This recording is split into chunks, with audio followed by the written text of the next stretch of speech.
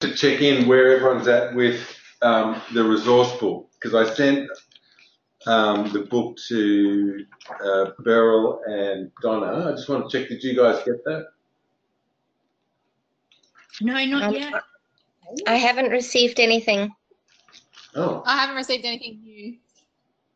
So is that Donna? Shelley. Yes. Yep. And so Donna, you didn't receive anything? No, I didn't receive anything yet. Oh, okay. I sent that about 3 weeks ago. Wow. And it was supposed to get there the next day or two. I'll have to track that down. Deborah, what do you have so far as the book goes? I don't have anything. Okay. I missed the last couple because I've been in promo days, etc. But I haven't received any books or anything. Okay, well, I'll have to, at the end, I'll get your address off you. And I'll okay. Through. And Donna, I'm so sorry about that. I'll follow it up. That's, yeah, it should have gotten there. Okay, no worries. Yeah. Yeah, I've got the folder with the blue inserts. You know, the blue. This one. Is that Donna? Yes. Yeah. Oh, you've got the folder. Yeah, but I had that before the last session. I've just got one white folder. Yeah. And, right? and the inserts have a blue, you know, like border. Blue border, yeah.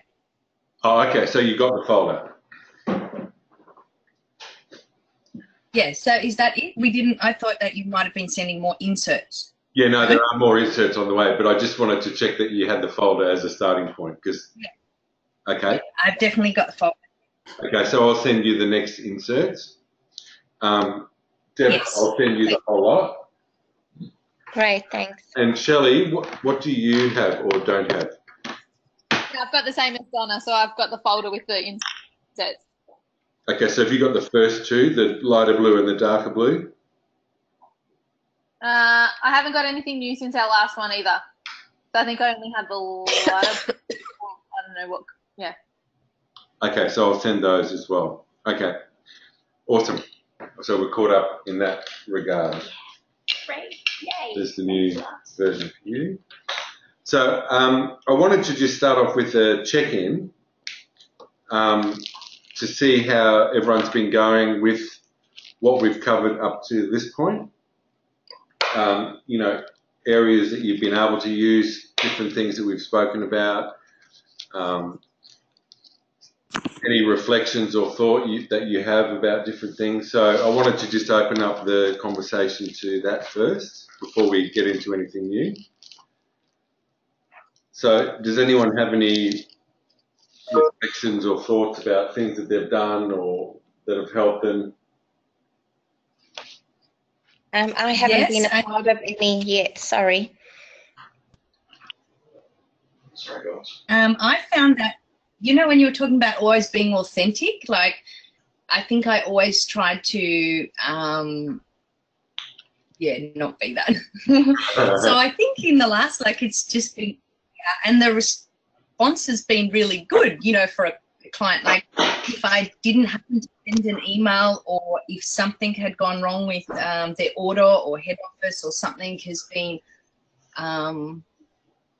yeah, out of stock, and, you know, I feel like I've got to make up for it, like, or, you know, not make excuses, but I just found that, you know, sometimes just, yeah, the one-liner and say, well, sorry about that, that was my mistake. Yeah. And, you know, I'll do that right now, or I'll fix it, or, you know, just little things like that. Awesome, which can be such a relief, because we make up so many stories about what people will or won't think about it. Yeah. Yep. Mm. So that's, and it's all been fine. Their response has always been fine. Yeah. So I think what you're doing there, one is showing up authentically, but you're also managing people's expectations. in as much as, you know, I try my hardest to do whatever I can, but sometimes I'll forget things or things may not happen the way we want. Yeah. Which is a great way of managing people's expectations. Because I guess underneath, you know, there's a part of us that wants us and everyone that we deal with to act like a machine sometimes. Yes. Yeah. Yes. Awesome. Thanks, Donna. Anyone else got any reflections or thoughts about things that we've covered so far? Just a reflection on last time's session that we had. I found it really heavy. Not so much overwhelming, but just kind of heavy and deep. Yeah. And so afterwards, I had a bit of a debrief with Rosita because I was like, whoa. I haven't done this stuff before, so it was just good to have a chat to her. We even talked the next day as well, I think. And yeah, just to try and not so much overwhelm, but still need to break it down a little bit more in my own head, I guess, so that I can make changes without forgetting about it altogether. Absolutely. And, you know, Shelley, thank you for bringing that up because you named, and it's interesting because I was having a conversation with Daniel about this.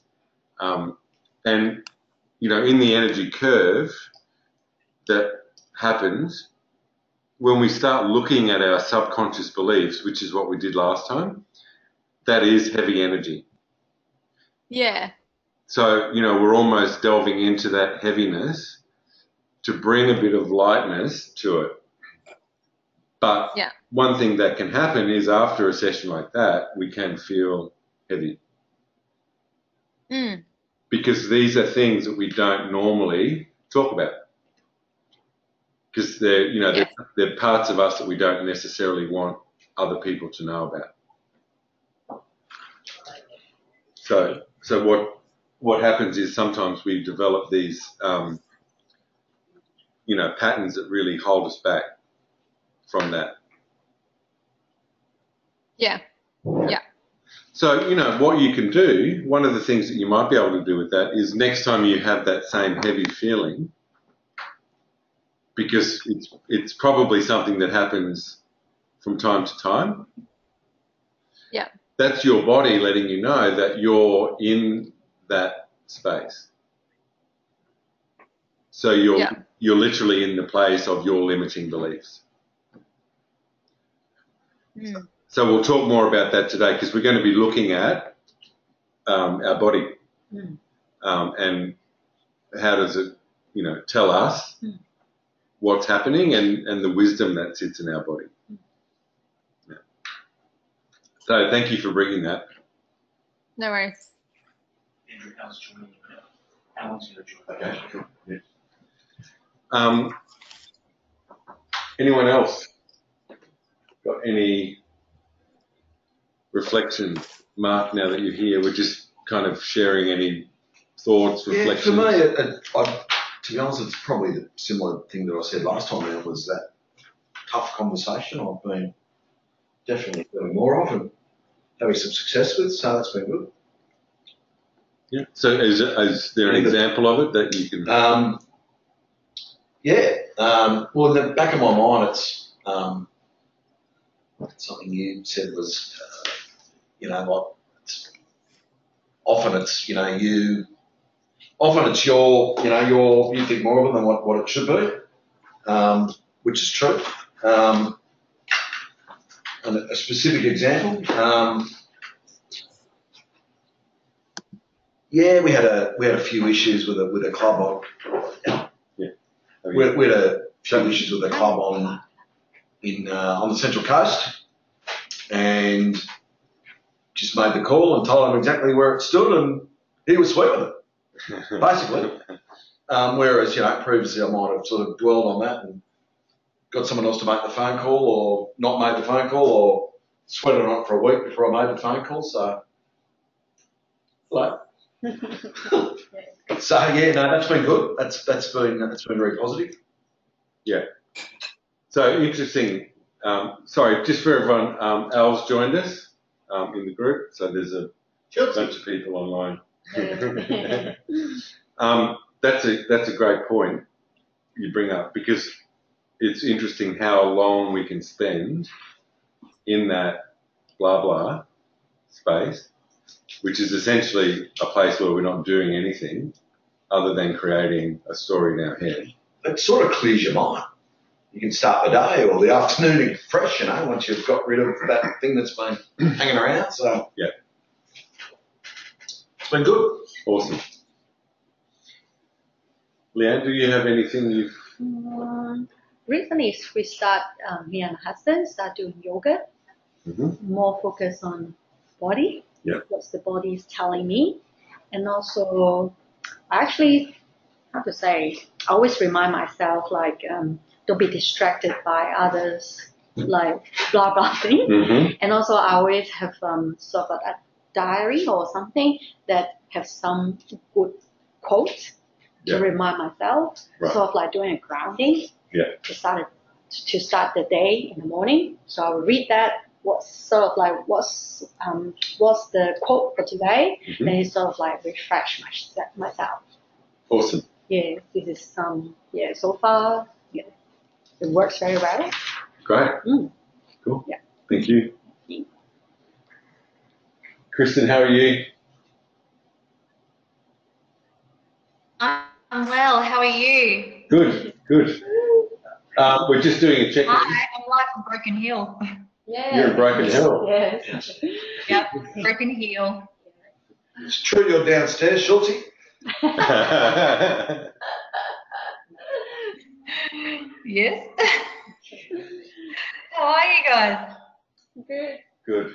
So we're just doing, just seeing if anyone's got any things that they've been practicing or something they've been able to get clearer about before we hop into the next stuff. Yep. So one thing, I was away for the trip over to Mexico and LA for Danae's birthday, and I had a few shifts while I was there, and it was interesting how, like, just noticing when things take place within the gut, like the feelings that come over you are quite profound on some levels. And I had, like, we did work with Darren Weissman. I don't know if you've heard of his concept of the lifeline technique, where it's practicing infinite love and gratitude. So I've done that technique before, and I found tapping back into that to really have more gratitude for what you're doing, where you've become and what you're thankful for. So that's been a very big thing for me in the last 2 weeks. Also, the two things that I spoke to last time about willing to commit to was flipping the story over. So where am I going to feel it? And you were right, like your gut does definitely hold the answers of where to go. And I guess it's taking that opportunity to actually do follow your gut and not just ignore it. So that's what I've noticed in the last session since I've had with you. Awesome. Great.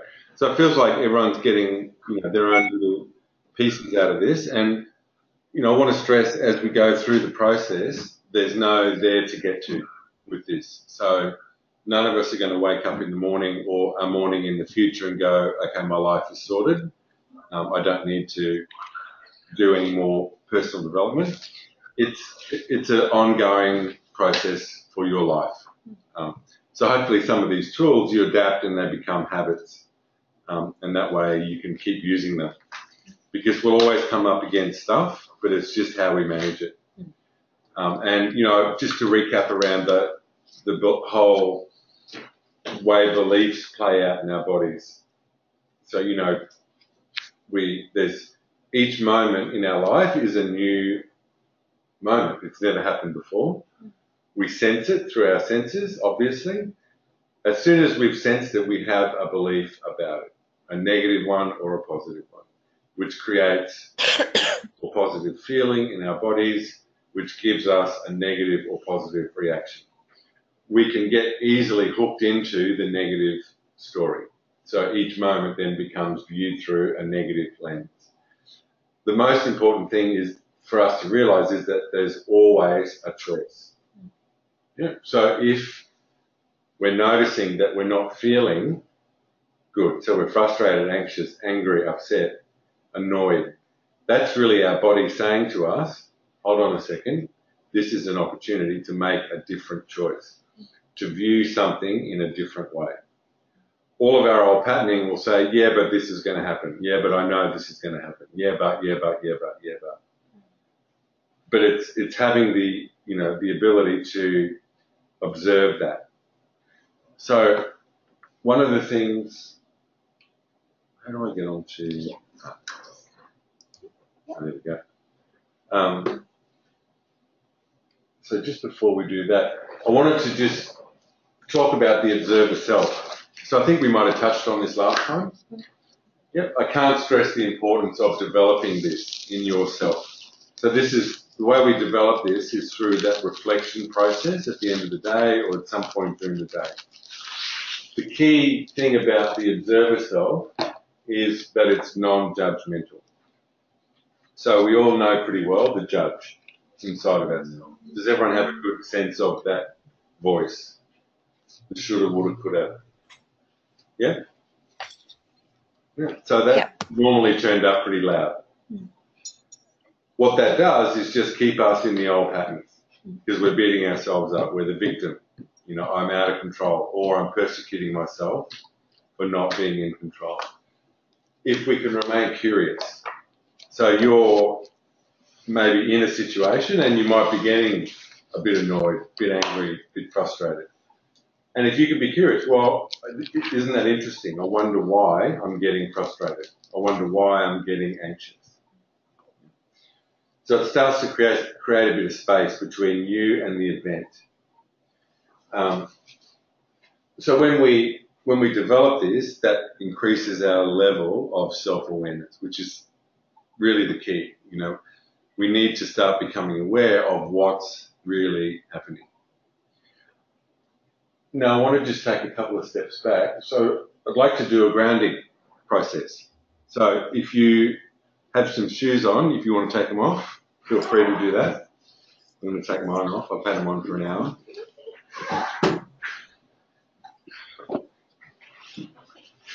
So this is another way of developing that observer self. Okay? So you're able to view yourself almost externally. So to start off this, just find a spot to look at in front of you. And I just want you to take 4 or 5 deep breaths. And as we go through this, what I want you to notice is how often your mind wanders.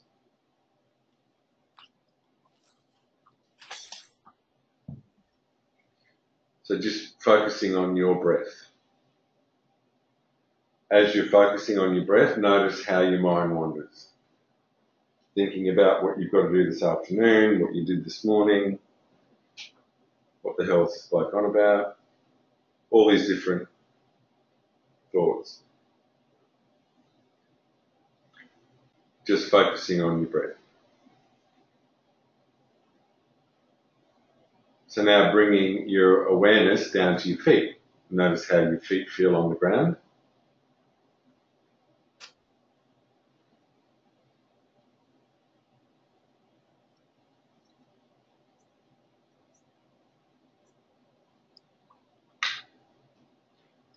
Then bringing your awareness up into your calves and notice how your mind wants to wander. So see if you can focus just on your calves, the lower part of your legs.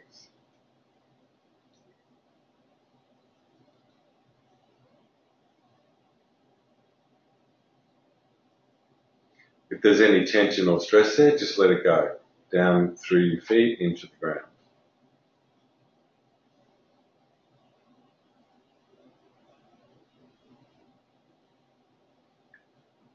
So you might imagine your nervous system taking the energy down. However you let it go, just letting it go. As your mind wanders, bring it back, just focusing on your body. Coming up into your thighs, noticing how your thighs feel.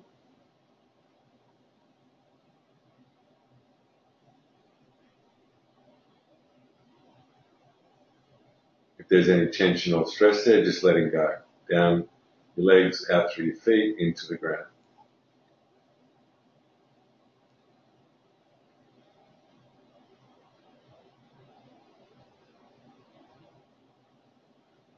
Now your pelvis. So you're doing a body scan.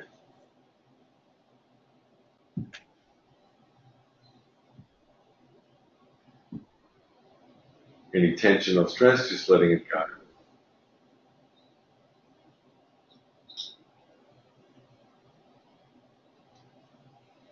Coming up into your stomach, your lower back. Checking in, noticing what energy, feeling is there, and just letting it go. If you worry a lot, this is where it'll show up. So just choosing to let it go.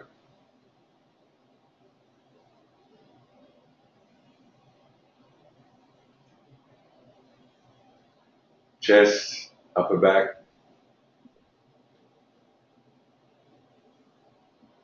Shoulders, neck, head.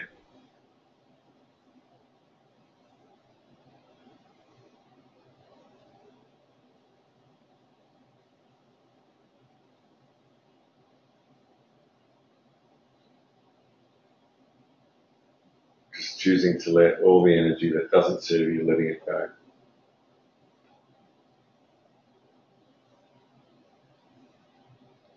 So then just bring your awareness down to your feet. Check if your feet feel any different than when we started. And then checking in with your body, just noticing how you feel compared to when we started.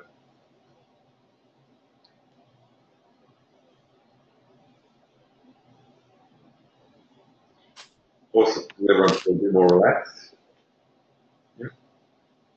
Carl, you feel a bit more relaxed? Yeah. Good sleeping. Ladies online, how are you feeling, all right? Yeah, good. Definitely relaxed. Relaxed. Awesome. Okay, so, just a reminder, the whole purpose of the process is these 5 things: to embody and embed the business values, which we'll have a little bit of a discussion about today, improve communication between the teams, build relationships within the teams. So, saying that we're going to build the relationship doesn't mean that the relationship is broken. It just means that there's always another level we can go to. Which goes, Donna, to the reflection that you had was, how do we show up more authentically? Because that's what we're all wanting, is to be able to show up authentically. Yet there's all these different filters and stories that stop us from doing that. To deepen engagement with clients. So it's exactly the same thing. They're humans. We can often see them as, someone we've got to perform for or perform to. If we can develop that human experience with them, that builds a lot of trust. And learn tools to manage stress. So that's why we're here.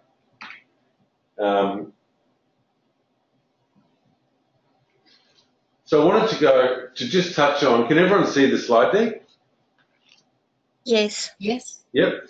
So I think I might have spoken briefly about this, but this is basically a kind of go-to solution if you're feeling some of those negative emotions or having those negative experiences.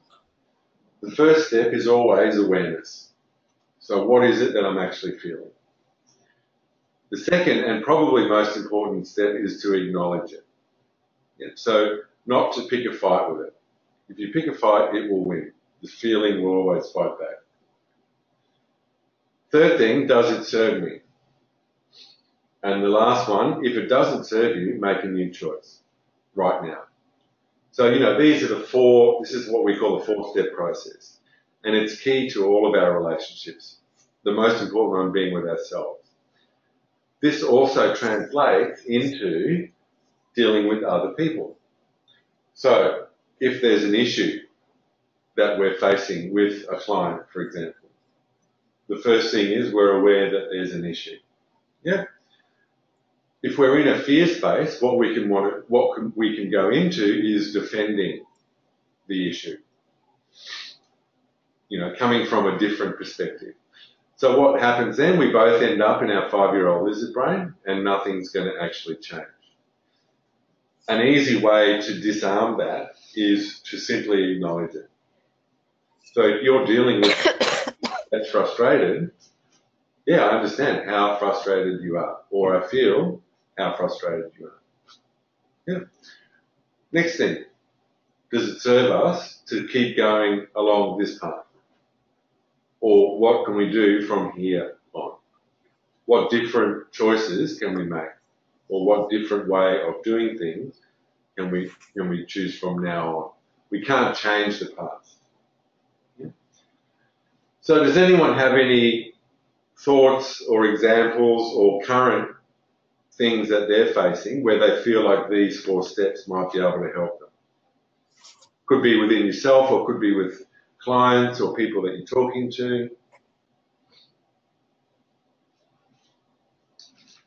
With myself, I feel like previously I've always been on the defense, and it's something that I have been trying to change. That whenever not that I feel attacked, but I always feel like I'm always on the defense. If somebody brings something up, automatically in my head I've probably already played the story to myself already, and then I have the defense ready to go as well. Sure. And it's not serving me well at all. But it is something I've been trying to change over the last couple of years. So what's the difference that you notice in approaching it in that way? You don't get as caught up in the moment. You don't get as hung up about it. Yep. I guess. So not as stressed about it. And maybe more open to see other people's side of it as opposed to automatically just defending it. Awesome. So if you think about your own experience, if you're frustrated or angry about something, the last thing you want someone to say to you is, oh, we'll just get over it. Yeah. Or that's not true. Yeah. The one thing that will happen there is that you'll probably get more frustrated and angry. Yeah. Yeah. So acknowledging what's true is a really important thing. So the thing to remember is whatever the other person is experiencing is their story. It's important to remember that. You know, there's no point you taking on their story. You can observe their story and try and respond to that. But if you jump in with them, you know, then you're both essentially in the story. Anyone else got any thoughts about how these things might help?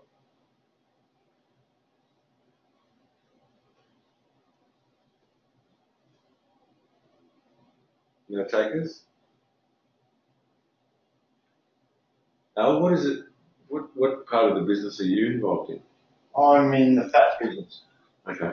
So you out with the public? Yep. So I've only come back 2 weeks ago. Okay. So you'd face some frustrations? Yep. I think acknowledging the problem is big. Just, you know, I think it's a big step to get, you know, show some empathy for the situation they're in, and because the person you're dealing with is probably copying it from someone, so you just help them find a solution. Yeah. And what Daniel's good at saying is that we were introduced to that business because somebody else previously may not have acknowledged it and may not have found the solution. Yeah. And that's why they changed to us. So then it's our job to acknowledge it and find a solution better than them.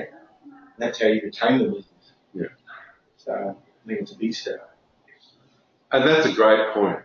And thanks, Al, for bringing that up. And I think it's pertinent to everyone, you know, because we all get to that point. If what we're facing is a battle every time we deal with someone, at some point we're going to go, this is too hard. You know, I'll find someone else, because there's other people that do the same thing. So this is, you know, it really does help to build the relationship. And I think, Donna, it goes back to your point, you know, just acknowledging if there's been a mistake, yep, that's true. Look, I'll get onto it and see what I can do. And it actually creates an opportunity for a deeper connection. That's what we're doing there, is creating an opportunity for a better relationship. Because you're saying, yeah, you're right. Yeah. Okay, so we'll move on from there. So as I said, today we're going to be focusing on body. Last time we were talking about self-awareness and mind. So just to recap, our mind is much more than our brain. It's our brain, heart, and gut. So science tells us that clearly. You know, we've been taught that it's all about our brain, which we try and solve every problem we have by thinking it through. That's going to wear us out and drive us nuts, because that's not what our brain's meant to do. There's so much wisdom and knowing and knowledge in our body if we just give it a chance to let us, you know, let us hear it. So the way we talk about the body is it's the ultimate biofeedback device. So if we think about how we feel, okay, so that's primarily what's happening in our body, is it's a feeling place. Those feelings can only be telling us one of two things. The first one is what's happening around me. So that's a very useful thing for all of you who are facing the public, because it allows you to sense how someone's feeling. Yeah. The only other thing that our feelings are telling us is the story that I've got going on in my head. That's it. It can only ever be one of those two things. What's important for us is to get clear about which one is which. So which feeling is connected to my story, and which feeling am I feeling from the other person? Because they somehow become intermingled there. We're also talking about a physical body and an energetic body. So when I talk about an energetic body, is that a new concept for anyone? Guys, is that new? No. What do you mean? Yes. Energetic body? Sorry? What do you mean by energetic body? So literally there's a part of us outside of our physical body that's an energetic body. So have you heard about the aura? Oh, yeah. Yeah, so that's a thing. We in the West have a bit of trouble with that, because we've always got to go and reprove everything. There's 97 cultures around the world that, for them, that's normal. So all through Asia, it's all based on the energetic body. Asian medicine is based around we are energy.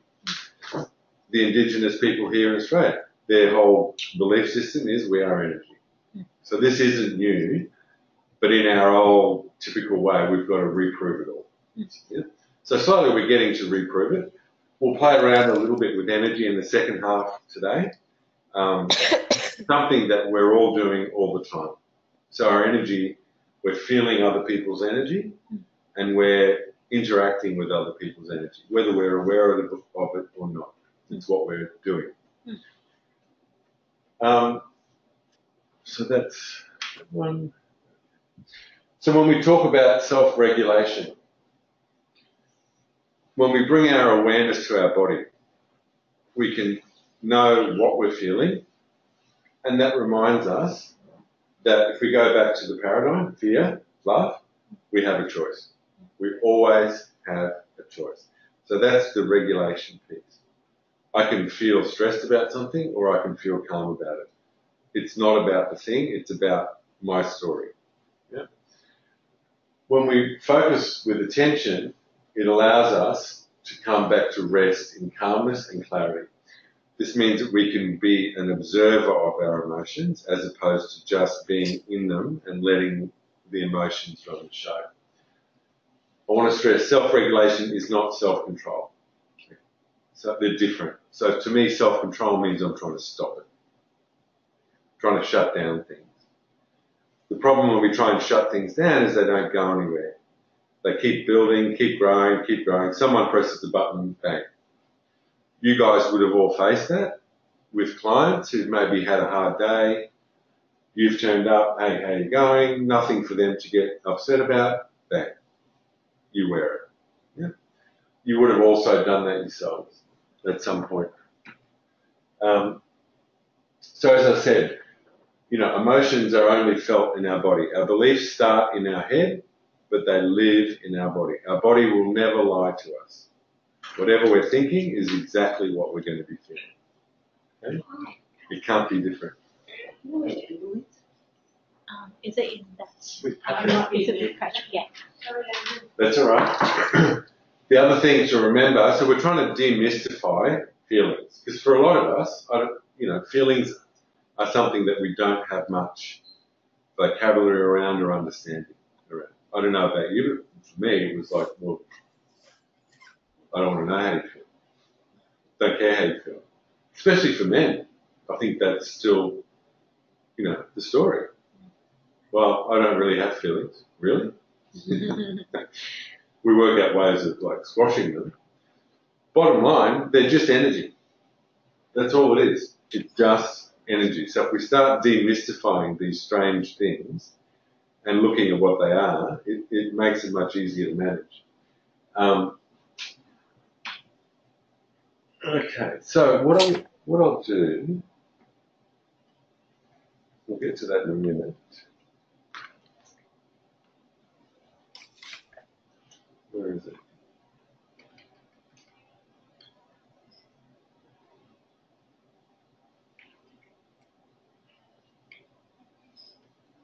Okay, so I don't think this is a slide deck that I did before I did the update. For those of you guys here in the room, if you go to page 40, for the ladies online, do you have a notepad and a pen handy? Yeah. Yes. Yeah? Yes. Okay, so we're going to do an exercise which is going to show you how easy it is to manage emotions. Use our whole mind, so our brain, our heart and our gut. So I want you to think about an issue or a problem that you are currently facing that you haven't been able to get clear about.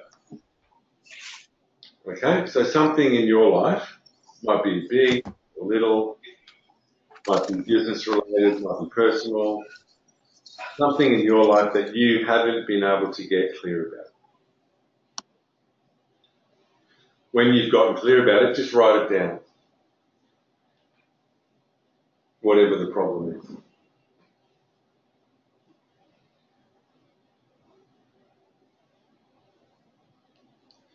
So if you're getting stuck about trying to find the problem, just think about different issues and check in with your body.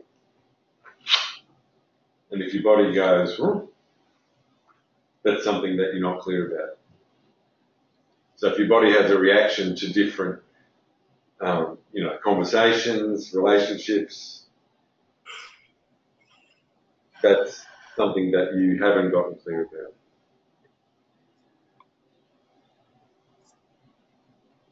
So just an issue or a problem that you have that you haven't been able to get clear about. Might be with a client, might be around expectations, mismatched expectations, feeling unclear.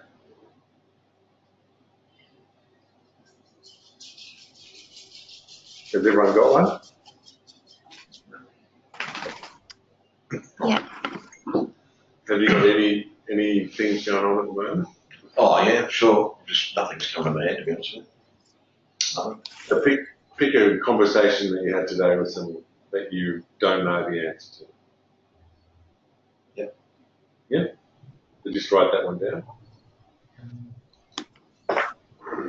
Or you're not sure how to solve a problem.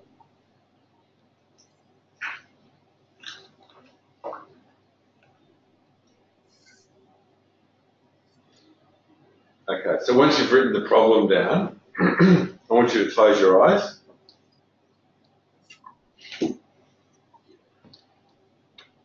And I want you to bring your awareness down into your body. So shift your awareness from out of your head, and out of the problem. Just bring your awareness down to your body.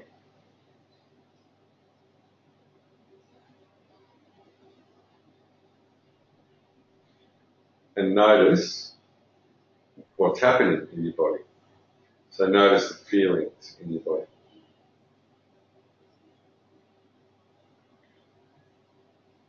Remembering that if it's in your body, you created it. So this story in your head is creating these feelings. So as you bring your awareness into your body, I want you to just write down the different feelings that you're coming across. So there might be a few different ones. Frustration, anxiety, might be a range of feelings. So all I want you to do is just write them down and give them a name as you discover them. Yeah. So it doesn't matter if there's 3 or 4 or 5 or 1 or 2. Just write down the feeling that's sitting there, or feelings. What you'll often find is once you've acknowledged one, then another one will pop up. So just keep going down the list until you feel like you come to this neutral place. So you're just listing all of it until you get to that neutral place.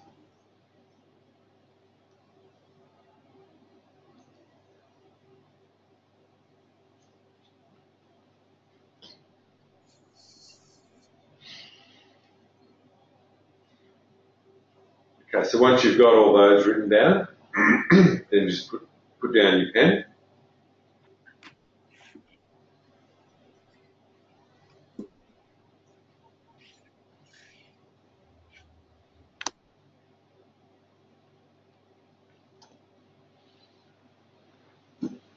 Okay, now close your eyes again and bring your hand to your lower stomach. So right down on your gut. So, and closing your eyes, bring your awareness right down to that part of your body. So where your hand is sitting, bring your awareness down there.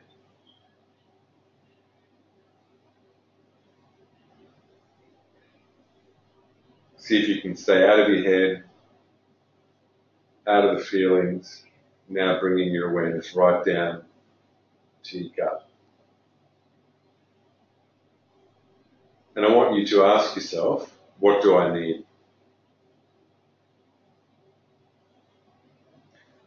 What is it that I need?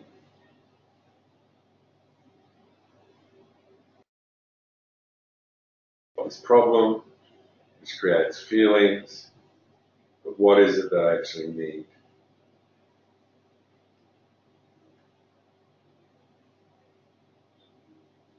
So see if you can keep your awareness down there. What will happen is you want to bounce up into your head, you'll bounce up into the feelings. Just stay with what is it that I need. You'll know if it's coming from your gut because it'll be a short phrase or even just a word. If it's coming from your head, it'll be a story. So just keep listening for that short phrase or that word.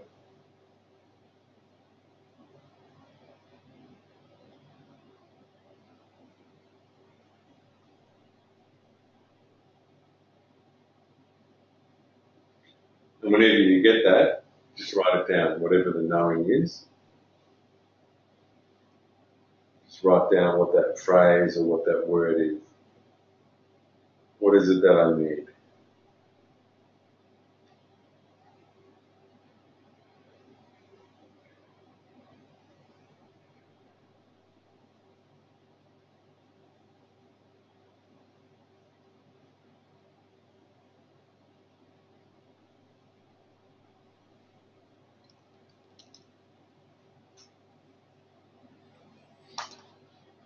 Alrighty, we could probably sit here for a little while. What I'd like to do is open up the floor. If you're willing to share the problem, feelings, and then what you need, awesome.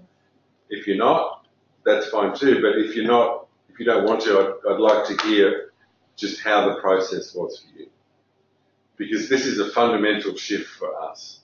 You know, we're learning here how to use our body as a decision-making tool as opposed to just our head.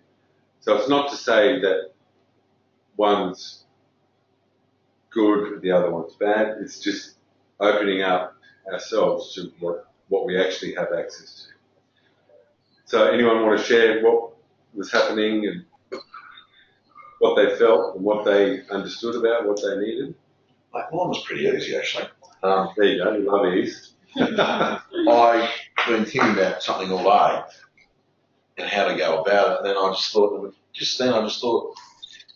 I don't have to take all this on myself. I just need some input from someone else. So when this is all over, I'll get some input, and I'll be pretty sure I'll be right back. So work related. Yep. So what you need is support. Yeah. Probably a better word. Thank you.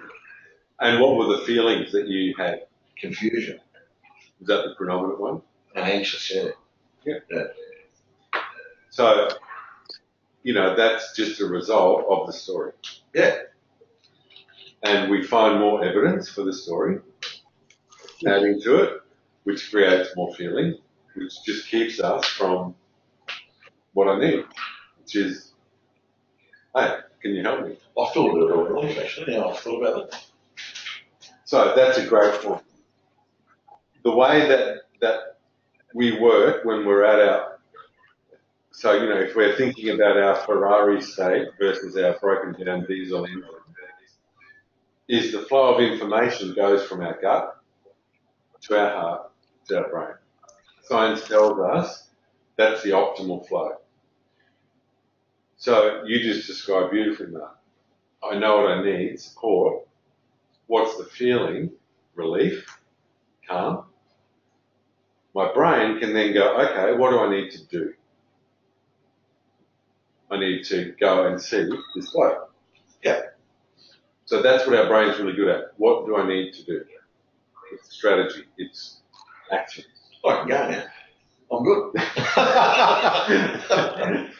Life sorted. Yeah. So anyone else want to share what? Because I think it's useful to get the experience of others to, you know, help us understand that it's a useful thing.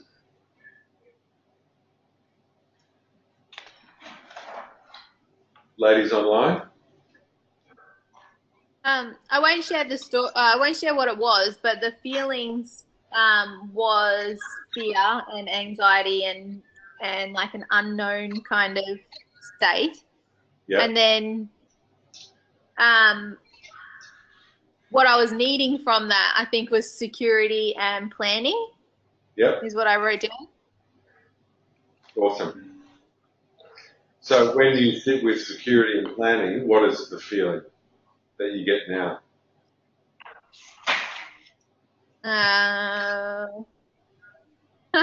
Well, then I keep going back, I guess, to then the fear before. So I know I need the security and I need to plan. Yep. And I just need to put a plan in place to do that. Sure. And how do you feel when you think about that?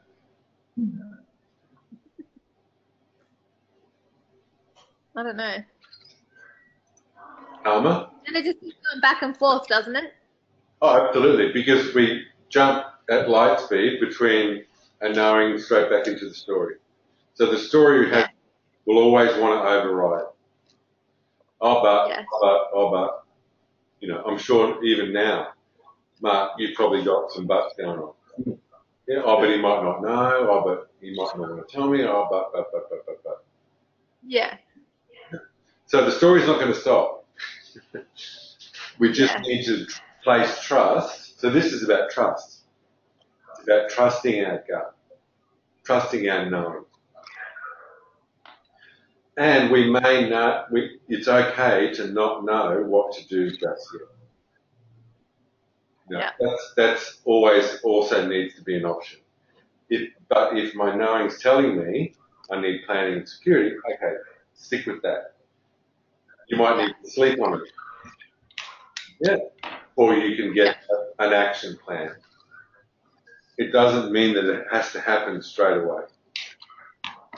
So this is, you know, this leads into a much broader discussion about our expectations of each other and ourselves to always have the answer straight away. Yes. Yeah? So is that something? Yeah, that's amazing. Fine. How about you, the other ladies? Is that true? You feel like you've got to have the answer straight away? Yeah, I felt like it was hard for me. Didn't have the feeling afterwards, like was like, oh, I'm not sure. What was your knowing? So what did how did I feel? Yeah, what did your gut tell you that you needed? I don't know. I felt, I don't know, clarity. I think I have the fear of asking. You know, the client. You know how you have to ask. I've got a story going on, and I have a fear of asking them. So I felt quite heavy and like, I don't know, almost shallow breathing. You know, like when you're not really relaxed and you have more deep breathing. Sure. But I still didn't get the answer and get to the relaxed, calm stage. So what I'm hearing is... So I think I might be going back into my story again. Sounds like it. And, you know, it's normal. Yeah. So what I'm hearing is you need clarity. Yes. Yeah? And of course, your story will tell you, oh, but you should know the answer, blah, blah, blah, blah, blah, blah, blah, blah, blah, blah, blah, blah. Or this is the answer I'll give you, which will mean blah, blah, blah, blah, blah, blah, blah, blah. So, you know, when you ask them what they need, like a client, like if you're asking someone, or in any relationship, you know, like, that you're asking them what they need, but what if they don't give it back to you? They don't tell you. If they don't tell you what they need? Yeah. Well, what would you do in that situation? I don't know. I've just kept going, giving them things, giving them what I think they might need. Yeah, so we turn into the rescuer. But that's not really right. That was just one client, one particular client, you know, but it's not a bad situation, but I feel like I want to know what they need to be the best, to do my best job for them, but I don't get any back from them. So I think that's an awesome example, because has everyone faced that at some point in their life? Where you're just struggling, what is it that you actually need? They can't tell you, but you can feel that they need something, and you're trying your hardest, giving them everything, and they're still somehow about what they need. So it's shifting the responsibility back to them. And it's having the authentic conversation that you just had, that I just heard. I want to give you the best that I can give you, but I can't do that until I know what it is that you need. You made it sound really easy. Oh, believe me, it's easy sitting here talking about it. But that's It sounded not pushy and relaxed. It sounded really easy and nice way to say it. So, you know, it's giving them back the responsibility. Because otherwise, the thing that you will do will jump in, be a rescuer. You'll get tired of doing that. Your resentment will grow. Then you'll persecute. Yep. They'll turn into the client from hell. Yep. Yep. Yeah. Or because you know, didn't hold a boundary by saying, look, I'm happy to give you whatever it is, but you just need to get clear about what that is. I can't do that for you. I can show you what we can offer, but what do you need? Yeah. So there's another piece to this. You know, we've been talking, just to bring you up to speed, we've been talking about 3 phrases. This is what I need. So you get clear about what it is you need from them. Asking them, what do you need from them? Letting them know, I'm here to support you. Yeah. So when we ask for what we need, the most important thing to remember is we're only going to get one thing, and that's clarity. So if I ask you for what I need, I will get clarity about that, because you will either say to me, yes, I can do that, or no, I cannot. Either way, I'm now clear. I'm not stuck in this place of, well, I don't know whether they will or they won't. So asking for what we need doesn't necessarily mean that we'll always get it.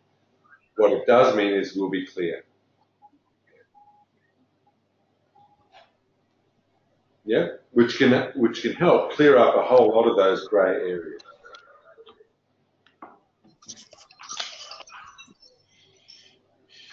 So, you know, that's a really key piece. It doesn't mean that you're going to get it. It just means that you're going to be clear. Because someone might say to you, look, I can't do that. Or I'm not willing to do that. Oh, okay, now I know that I can't get that from here. Where do I get that? Yeah. Does that help a bit, Donna?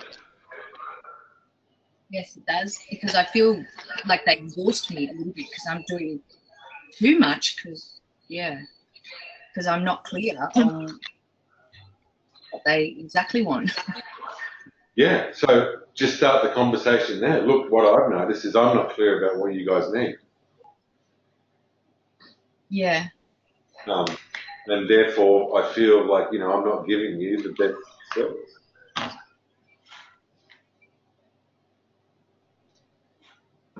Start the conversation from there. Yeah. But stick with the context of what you need is clarity. So aim for clarity, not pleasing them. Stay with your need of clarity. Yeah. How about everyone else?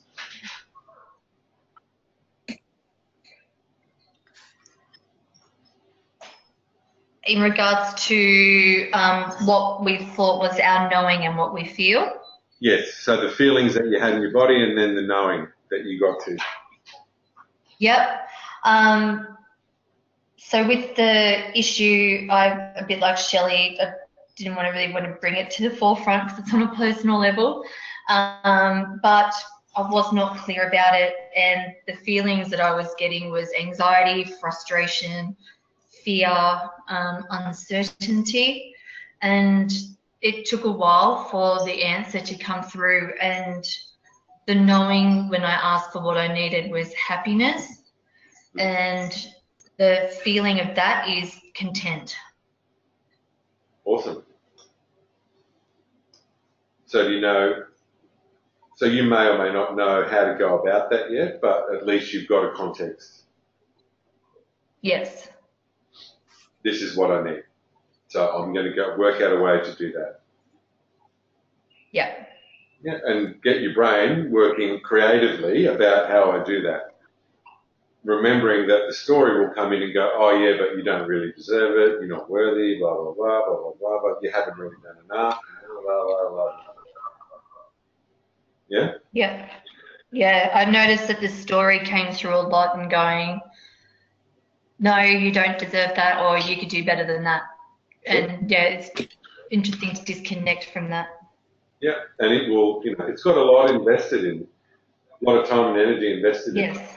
So it's not going to go, you know what, you're right. No, it's 35 years of BS. Exactly. It'll put up a fight. It'll put up a fight. Yeah, it will. How'd you go,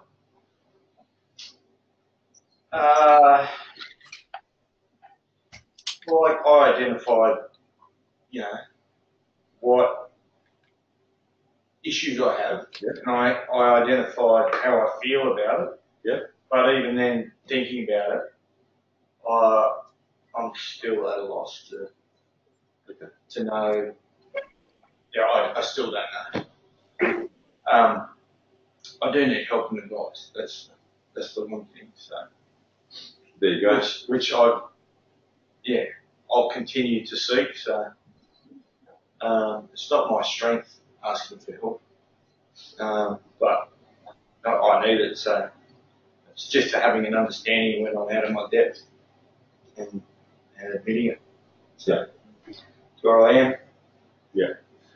Which is hard. Absolutely. Yeah. Especially, well, I don't think especially, I think men and women do it differently, but we all struggle to ask for help. Because we've got this view of ourselves that we should know everything all the time, which is never true. And in fact, again, if you flip that, so if we think asking for help is a weakness, or what are they going to think about me because I don't know everything? If we flip it, well, what we're actually then doing is opening up the opportunity for a deep connection with that person. With a client, it's fine to say to them, look, I don't know that, but let me go away and find out. Or, hey, I need your help with this. Then they go, oh, shit, Al's a human. I thought he was a machine, but he's actually human just like me.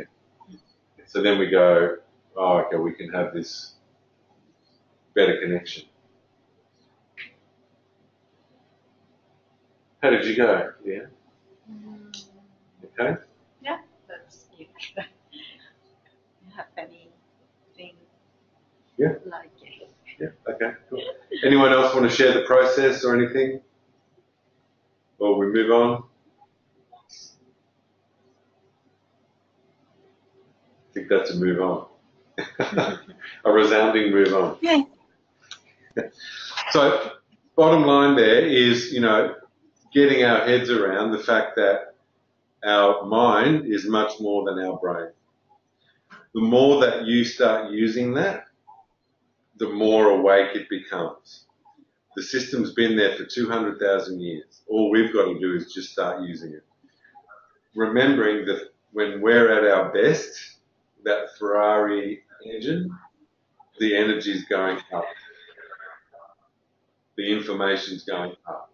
We're clear about what we need. How does that feel? Yeah, pretty good. Pretty calm about that. Our brain goes, right, what do I need to do? There might also be a little fear in there because, a lot of what we're talking about can sometimes require courage to sit down and have the conversation. But break it down to its most simple, the conversation. Don't try and create a story about it. Just break it down to, well, this is what I'm experiencing. This is what I need. What do you need? Let's support each other.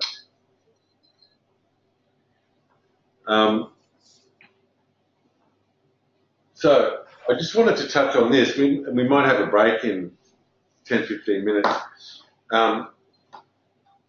So we talked last time about, we did that flow chart of it's raining. How do we know it's raining? We sense it.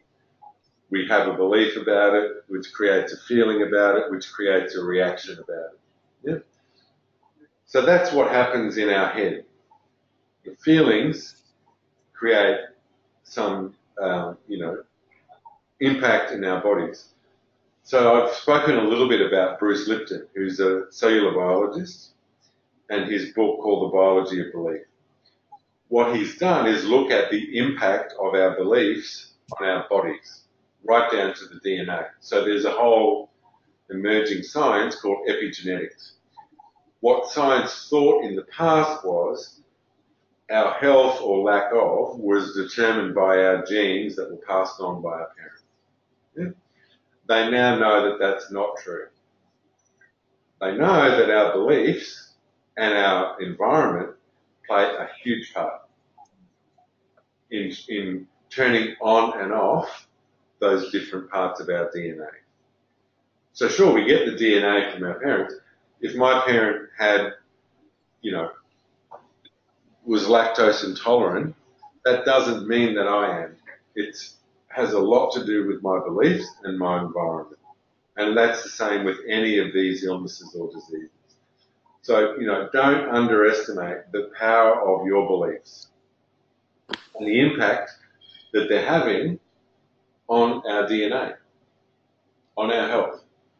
So pretty much most, I guess it's been an isolated thing.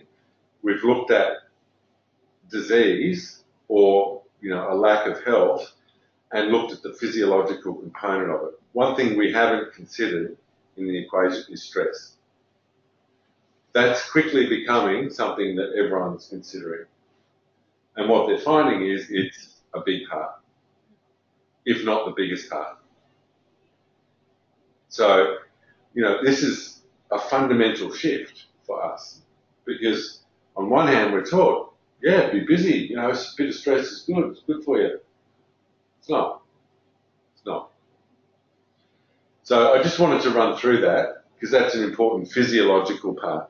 Remembering that our beliefs aren't only a psychological concept, they're also a physiological concept. They play out in our bodies. So this, this is a bit of a diagram about the two bit different parts of our nervous system. So we've got this, actually I'll just jump ahead. So our autonomic nervous system is broken into two parts, sympathetic, parasympathetic. If we go back, so the sympathetic is sweating, adjusts cardiovascular system. So that's when we get stressed. That's when we go into the fight or flight. Our whole body goes, and all of our organs start to react differently. So the two hormones it produces, adrenaline, cortisol. Okay, that's healthy when there's an imminent physical danger.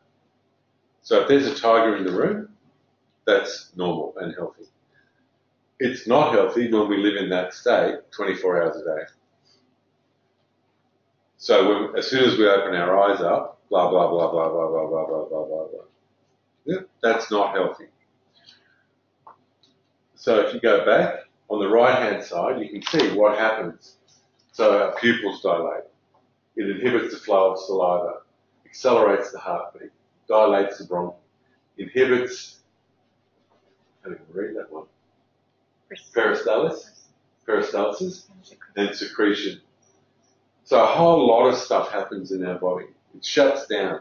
So it's basically shutting down everything we need except for what we need to survive. Yeah? So that's the stress. That's what actually happens in our body. On the left-hand side, parasympathetic system. So that's when we're in a calm, relaxed, centered state. So it's pretty much the opposite of the sympathetic system. So what, are we ever going to live only in one, only in the parasympathetic, having that nervous, that system in our body acting? No. But I guess it's around the awareness of what happens to our body when we're in constant stress. Has anyone noticed, like, the change in their body when they live through, like, a stressful period? Yeah? Yeah. What happens? Yeah. What does your body do? Weight loss. weight loss?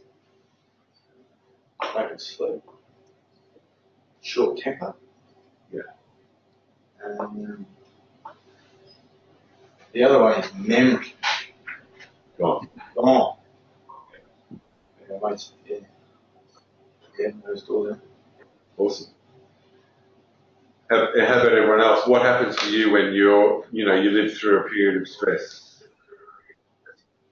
I get fat. Yeah? I was going to say the opposite as well. I get fat. I eat the shit out of everything. And I don't sleep and I drink lots. Yeah. So alcohol's one way.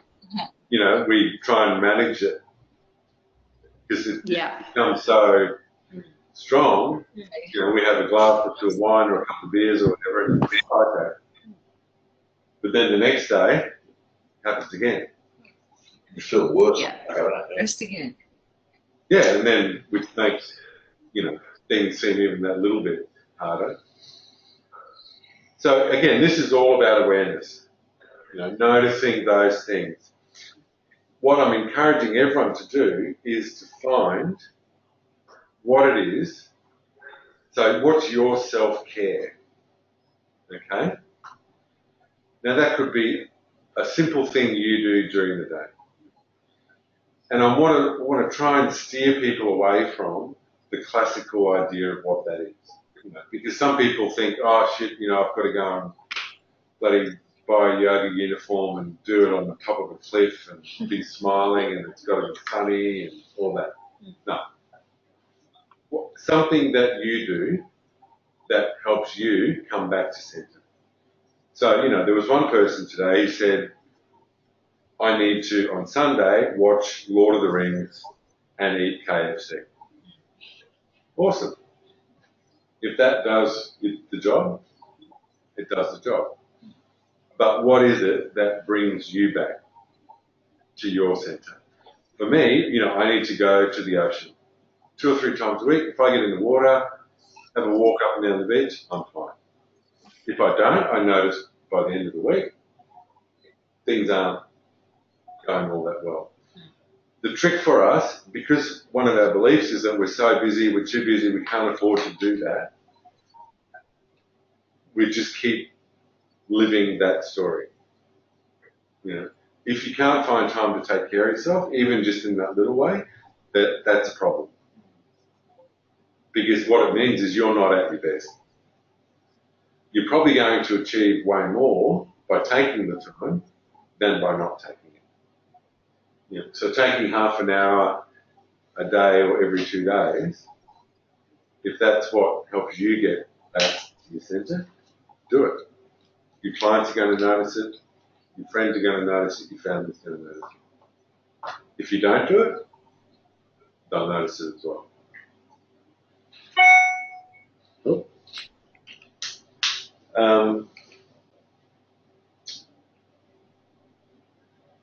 Okay, so I think maybe if we can take a 10, 15-minute break and come back at 2:30, does that work for everyone? Yeah. Awesome. Yep. So maybe you can go away and think about your self-care and nurture that you can do. Okay, so we'll come back at 2:30 Sydney time in 15 minutes. Okay. Okay. Thank you. Alrighty. That's 30 gaming chairs going from West Country Club. I don't know why it's doing that. Huh? I don't know why it's throwing you. So are we all back, ladies, online? Yeah. Yes. Awesome. Here we are. There's Kristen. Everyone's there. Okay, so again, I don't want to keep harping on, what we did last time around that beliefs chart, but I can't stress the importance of us understanding that our beliefs literally shape our reality. And it's our unconscious beliefs that we have the most trouble with because they're the ones that we're not aware of. So if there's parts of our lives that aren't playing out the way we want them to, there is a belief that sits behind that. Okay? And it's normal that it's not conscious, because if you were conscious of it, you would go, well, I won't keep doing that. Yep. So the whole point is to keep being curious. So, you know, Shelley, when you were talking about that, when we started, that kind of heavy feeling that we, when we go into that, you know, just we'll be doing something and then all of a sudden we'll feel heavy. Or we'll have an interaction and we'll feel heavy. That's a perfect opportunity to go, oh, okay, I wonder what's going on here. What belief am I running? Because that's what will happen if we don't bring awareness to it. Yeah. So this it's really just about clarity. So if we look at Amarco, the business, you know, where all of you are a part of a story. And the story emerges moment by moment. And it's constantly unfolding. And each of you are playing a part in that story. Each of you have a choice about the part that you play. Sometimes it feels like, when we're in our victim space, that we don't have a choice in that. We've just got to keep doing what we've done and, you know, I'm disempowered. The reality is, you know, the culture that Daniel and Deb are trying to create is one where, you know, everyone's voice is heard. Certainly there's decisions that they have to take for whatever reason. So again, I encourage you guys to think about, well, what's my part in the story? And to remember, not only are you in the story, but you're also the storyteller. So that's another reason why it's important to get clear about your unconscious beliefs. Because they're the things that stop us. Also in our personal life, we can feel like we're in a story. Yeah, I'm stuck or feel flat in this story. Remind yourself over and over again that you are the storyteller. It's the part that we forget. When we go into fear, it feels like we're just in it. When we come back into love, the love space, actually, that's right, I am the storyteller. So,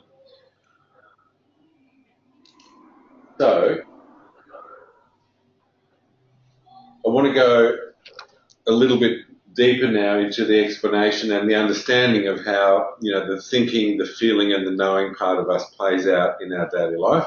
So we did an exercise there around how to make decisions, how to work out what it is you need.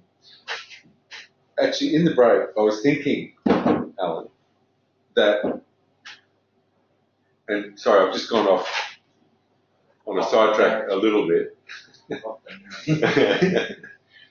But, you know, when you said that when you got to your gut and what your gut was saying is that I don't know. Yeah? Yes. Yeah. So, you know, I was thinking about that, and that's actually a truth that I think all of us could probably get a lot of benefit out of just letting be true sometimes. Because there's a fear in us of I have to know, always, got to have the answer. Yeah. So I wonder, you know, for all of us, if you were to get to that point and your gut said to you, well, I don't know yet. If we would have the trust to just be able to sit with that and to be okay with the fact that I don't know that yet. My brain can go and find some answers, but right now I just don't know that. Yeah. You know, I was talking with Daniel yesterday and he said that's actually a big part of his process is, you know, letting himself be okay with that I don't know. Then thinking, okay, well, what have I got to do to find out about it? What happens is because we're so scared of the I don't know, we just start making up stuff that may or may not serve us. or be the right answer. You know, I know for myself, because I was thinking about myself. How often do I let myself think, well, I don't know. Sometimes not very much. And it's human to just sometimes not know. That's right. And it's all right. So we'll come back onto the think, feel, know. So the thinking part of our mind is our brain. Feeling part of our mind is our heart. So next time we get together, we're going to talk a lot more about the heart. Pretty much the whole session about the heart. We don't really, in our society, know much about the heart at all, except that it pumps blood around. But we've been told through religion, philosophy, all of these things, thousands of years about the importance of the heart. Power of love. Turn on the radio, pretty much every song's about love or falling out of love. Yeah. Everything that's ever been written is about love or falling out of love.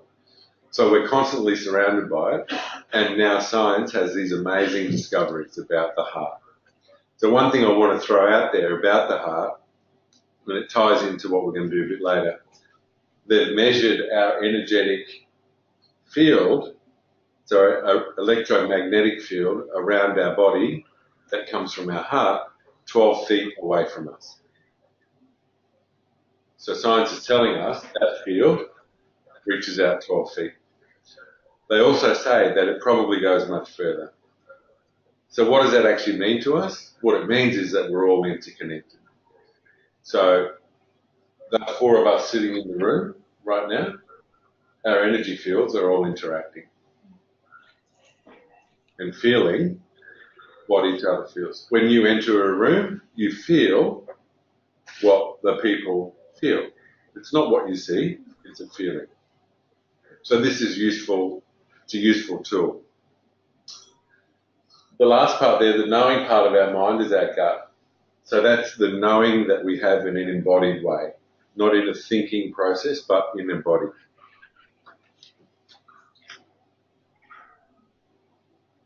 Okay. So I want to remind you, so part of the reason why I got you to write down the feelings that you were experiencing in your body, science tells us that if we label a feeling with words, there's a decreased activation of the amygdala, which is our fight or flight. So that's our stress part of our brain, simply by naming a feeling. So it's that simple, giving it a name, writing it down. That's all we need to do. It dissipates, it goes away. We know that if we're worried about something, we talk to someone, we say, hey, we're worried about this, it dissipates. If we're worried about something and we don't say anything, it gets bigger and bigger and bigger and bigger and bigger. So that's an important thing to look at. And ladies, for you who don't have the resource book,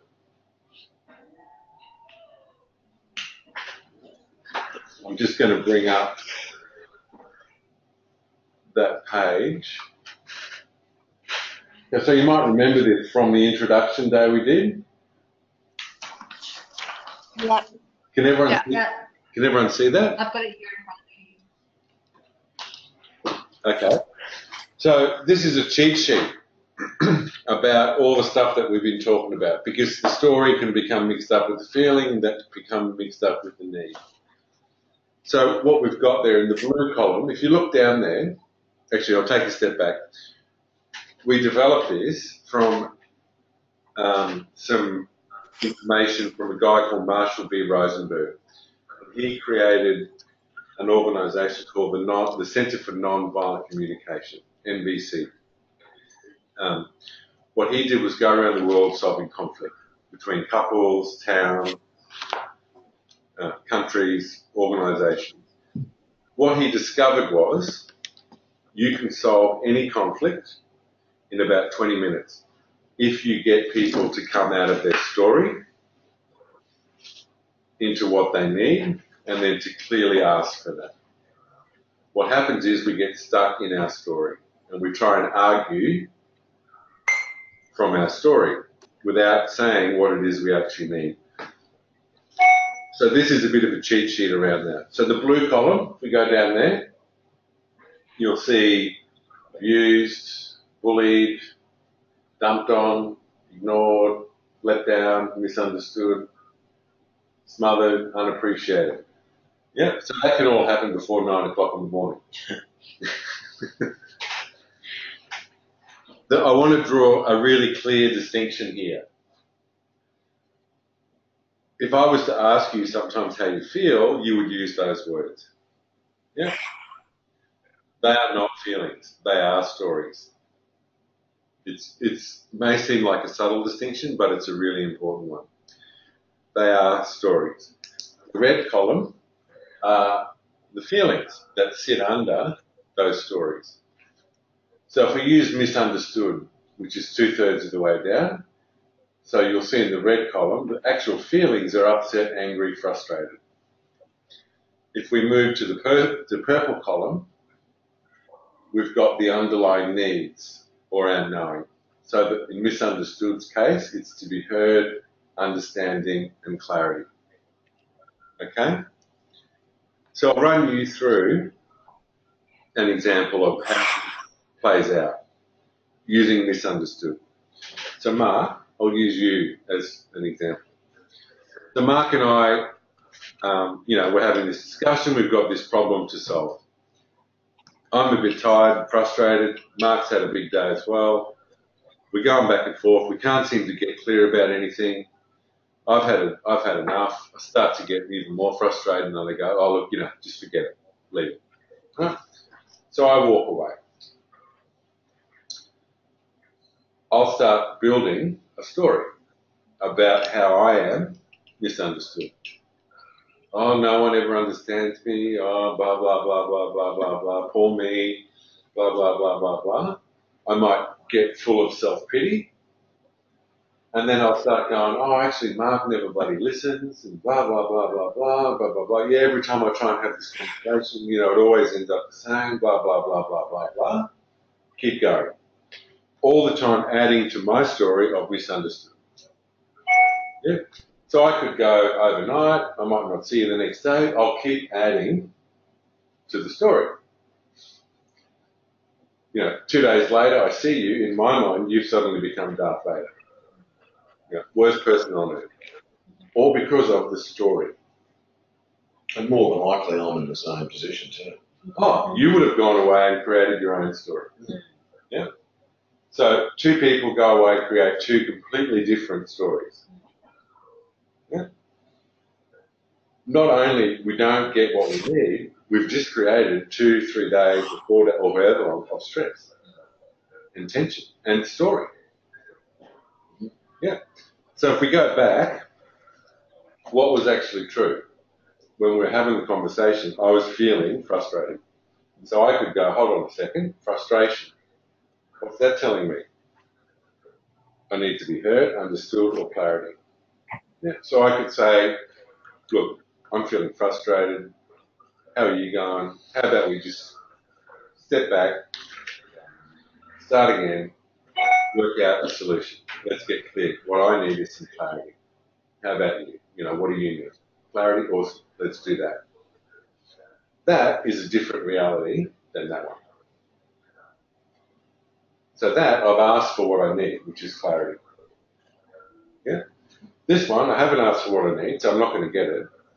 And all I've done is create a big story. So does that make sense? Can everyone see how they do that?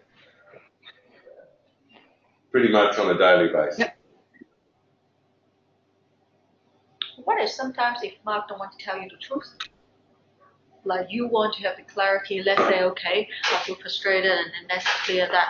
But then what if Mark just pretend, oh, yeah, we solved it, but actually not? So what happens when we ask for what we need, because for the most part people aren't really used to that, it kind of surprises them. So it brings them into a different level of communication. if I had stated my story, Mark's more likely to probably come back with something that may or may not be 100% true, which is just human, because we're in a story. But if I ask for what I need, what I really need here is some clarity about what we're trying to do. Mark has every right to say to me, you know what, I don't want to give you that. Then I'm clear. I'm clear that I need to go somewhere else. It's not going to happen here. So I need to find that somewhere else. Yeah?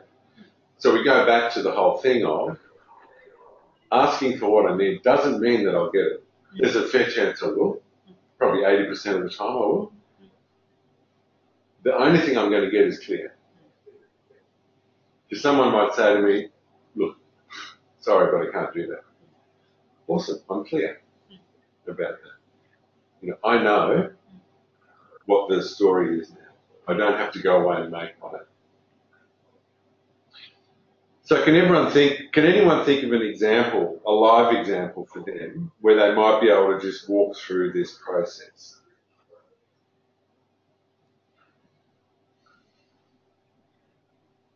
Ladies online, are you all there? Yep. Awesome. I just like to check. Can you ladies think of any examples where you've got this story happening? There's an underlying feeling. You may have been aware of what you need.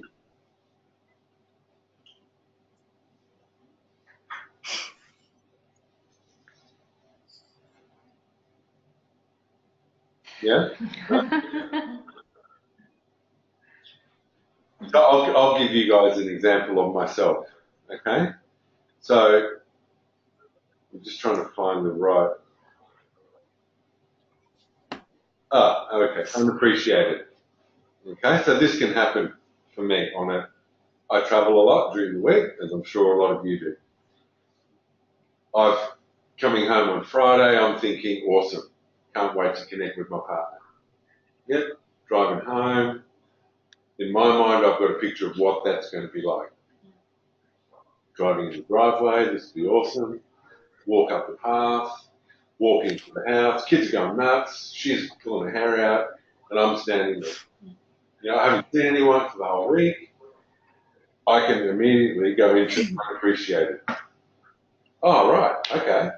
That's how much I mean to everyone. Hey, g'day everyone. How you going? If I choose to keep going along in that story, I can get the sulks. I might go and grab myself a glass of wine or sit over in the corner and, I don't know, shut down. Yeah. And that story can go on for hours, days, the weekend, or however long. So what is it that I actually needed then to be acknowledged? And what I wanted was connection. The thing that I didn't ask for was connection. I expected connection, but I didn't ask for it. So I expected that everyone should stop what they're doing and just do what I want. So another way of approaching that would be get home, say to my partner, look, what I'd really like to do is connect. How can we do that? Oh, and she says, okay, well, if you do this and this, we can connect while we're doing that. Awesome, we've connected. I asked for what I needed. Yeah. The other one was just a story that I made up. Does that help understand how it works? Yeah. Yep. Yeah. I guess the other thing, rule of thumb to remember is if we don't ask for what we need, we'll create the opposite. So that was a classic example. What I needed was connection. What I created was disconnection. With the story with Mark, what I needed was clarity. What I created was even a bigger lack of clarity. So if we don't ask for it, chances are we're going to create the exact opposite. Yep. So that's a rule of thumb. So anyone got any examples or thoughts around this or questions? I was was just thinking on your story. Yeah. Like she might have the exact or very similar feelings in her head because while you've been away, in her mind, you might have been living the high life or something. Sure. She's been having to deal with all the issues at home. So she's probably thinking, who are you to come in and go and grab a glass of wine or whatever you did? Yeah. Rather than, help me out here with everything that's going on madness. So, yeah, interesting. Absolutely. So you can see how two people who want the same thing can create the opposite thing if you don't actually ask for it. Yeah. Because we're so in our story. Crazy. It's interesting. Just because we're not able to ask for what we need. Because we think we won't get it. They already know. When did they lose their ability to read my mind? Everyone's got their own little story. We've all got a story going. Yeah. Any thoughts, questions, or examples, ladies? No. I can give an example of cheated. Of what? When I cheated. Okay, yeah, awesome. So only from a account manager perspective, when one time I walked into a salon, they had another brand on the shelf that they hadn't had before. Oh, right. And it feels like they're cheating on DMK. They're cheating on me. But what I want, and I was angry and I was hurt because I was like, what the hell is Sodi's doing on their shelf? Yeah. What I wanted was honesty, and if they let me know beforehand, then maybe I could have, I don't know, helped them more and try and turn them off that choice. Is that the same thing? Sure, it's exactly the same thing. It's exactly the same thing. And I wonder, so the interesting thing is, and this is where it gets kind of into a bit of freaky shit, excuse the terminology, I wonder if you had the feeling that there was something going on or something amiss before that happened. Yeah. Did you trust it? No. Yeah. So that's the most amazing part of this. We know when there's something that's not right. Yeah. The problem is we don't then have the conversation. Yes. Did they do it at the expense of DMK? So that product went in and yours went out? Or was it? Didn't go out, but the figures did drop last year. And then we had an open conversation about it at the end of the year. And so far, the figures have gone up even higher than they were last year. So it's actually turned back around again. Yeah. So it wasn't at the expense of it. At the start it was, and that was my fear as well, was here we go, DMK is going to get the shove. But it hasn't been that way. So there's a couple of really important pieces in that. And the first one is trusting your gut when you feel like something's not right. Yeah? That is the perfect opportunity for you guys to have what I call a check-in conversation with your client. Yeah. Yeah. So don't let yourself have the story or create a story. Just go, hold on, feels like something's off. Get on the phone, make an appointment. Just want to use this opportunity to catch up, check in. Are you happy with what we're doing? Anything else you need from us? You put the conversation on the table. What can happen is we feel like there's something off. We get so caught up in the story of what it might be that we forget to have the conversation and actually just ask them what the problem is. Can everyone relate to that? I'm intrigued as Yes. to how it turned around. Was that Don? Shelley. Shelley? Yes. I'm intrigued. Sorry, it's Mark here. Just intrigued how you went about the conversation and how that turned around. Well, I first ignored it, so I didn't bring it up at all, even though it was black and white. You could see the whole shelves had turned around. And then I waited probably about another month or so. And then because their figures had dropped, then I had a chat to them about it. And I don't know, I just had a chat about where DMK stands, and she promised that DMK was still the #1 brand, but felt that we were lacking in some area. And then just kind of put some more goals in place so that the figures wouldn't continue to drop. So for the last 3 months of last year, when she put it in, it just dropped. And I said, and over the whole year as a whole, the figures of DMK had dropped. So then we just put some goals in place to make sure that it still does remain the #1 brand and that the other brand doesn't take over. And so far for the first 3 months this year, she's done more than what she did in 3 months last year. Cool. Good work. So the thing there is she thought DMK was lacking in some respect. So did that make you? Did that re-energise you to put more efforts into addressing that concern for her? So it was a challenge. And then I go back to the point where she had a concern, but she never raised it. So she's doing what we're talking about. She didn't ask for help. She didn't address the problem. Yeah. Correct. Yeah. So this is where, if we're in our body and really connected and in that calm place, we feel that. So we feel that this person's got a problem. They're not communicating it to us, but we know. So that's what's really useful about our body, is it can feel these things. And if we can resist the opportunity that presents itself of going into our story and just going, hold on, it feels like something's not right. Hey, is everything okay?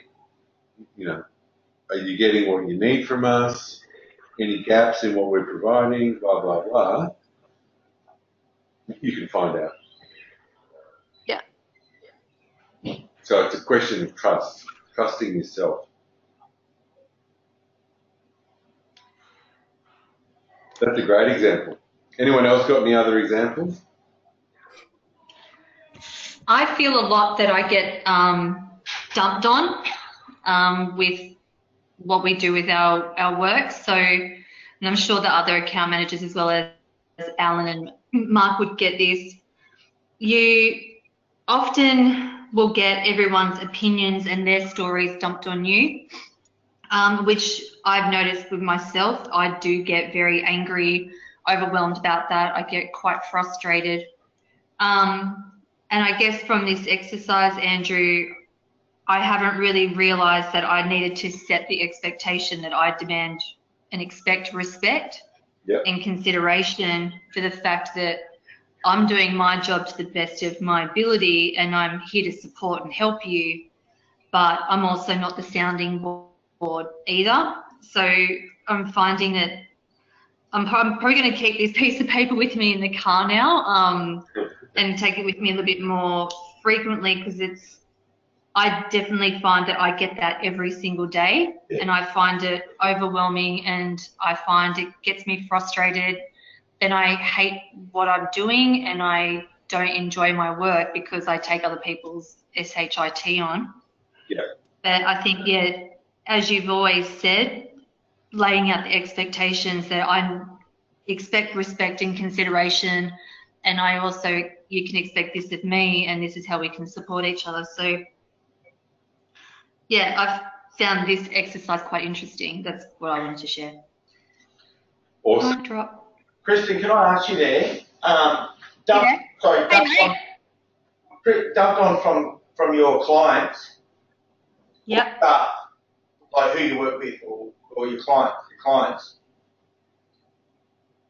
I find I get dumped on from the business owners because if they've got a frustration about something, or they probably use us account managers as an opportunity to vent and just...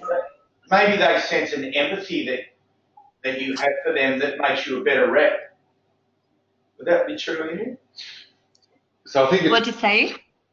I'm just saying, like, maybe that they sense that you have an empathy for them, and that's why they like you, and that's why, because I wouldn't imagine they would dump on a rep that they just didn't have time for or didn't like.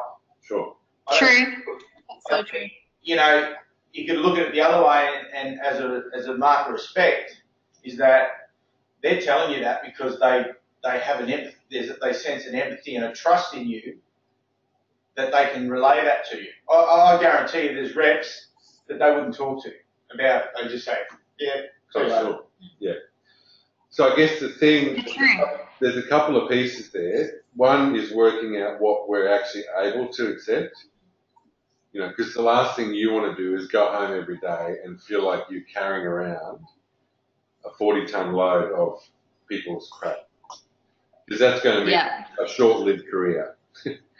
Just at one point, you wake up in the morning and go, you know what, bugger this, I'm done. Yeah. So it's working out what, you know, so there's a boundary piece, and I agree with you, it's working out what your boundary is. Because if you don't take anything and just stand there and take it all, you're basically saying, look, every time I turn up, whatever shit you want to dump, I'm happy to take it. Yeah. And then you might walk away and go, geez, I can't believe they just keep dumping their shit on me. Well, you're the one standing saying, yes, I'll take it. And then you just don't want to go and see them anymore because it just becomes a negative space. But I guess also as well, Alan brought up a really good point that I do have great relationships with my accounts that I didn't look at it that way, that they respect me enough to say compared to other reps. Absolutely. So that's a part of it. And I think it's, so not only is this sheet useful for you, but it's useful for them. Yeah. So you can look down the sheet and go, okay, well, what are they feeling? And you can start to shift the conversation because they're going to be stuck in their story. If they're dumping shit on you, that's them being stuck in the story. What you can then do is shift the conversation from the story to recognizing their feeling, so acknowledging their feeling, and then shifting it to, oh, well, this might be what you need. Yeah. So instead of letting the story roll on and on and on and on and on, you can take them through that process, understanding and acknowledging what they feel. Yep, I feel your frustration, I feel your anger. Feels like what we need is to do this. Yes. So if I was to look at this sheet, Tristan, and like you're saying you feel dumped on, which makes you angry and overwhelmed, and you're looking for respect and consideration, it's a fair point. It's because the person who's doing that to you might feel unappreciated, which means they're sad, angry and hurt and frustrated, and they're looking for appreciation, respect and acknowledgement, which you give to them. Yeah. Yeah. Yeah. So, you know, this gives you a bit of a cheat sheet around their state. So you can cut to the chase instead of having to listen to the whole story. Yeah. All the time. Yes, and I need to do that.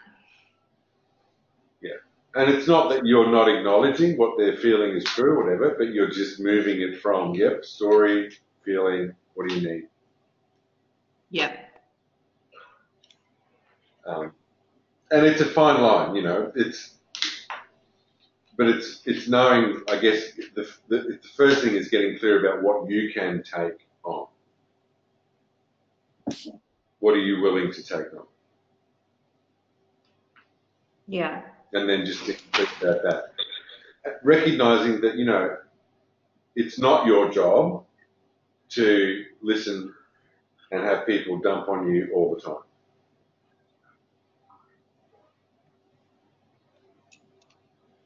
Yes, it's not. No. And it's not sustainable. No, it's not.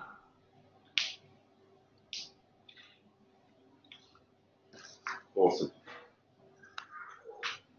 Anyone else got any examples?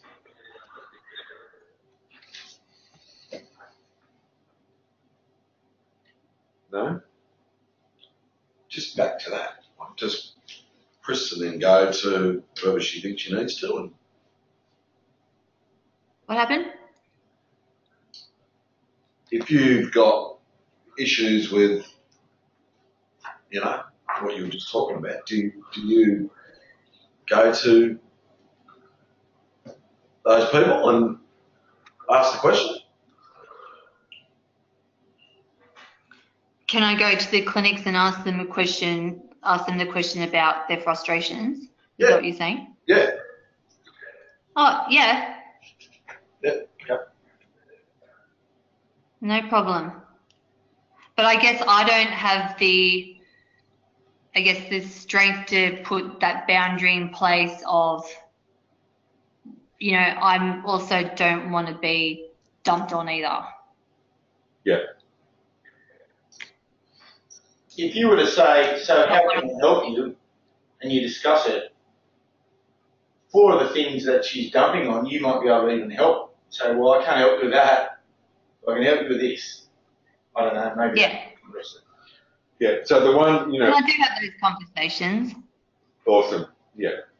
So the one thing we won't hear from a victim in their victim story is what they need. It's just about the story.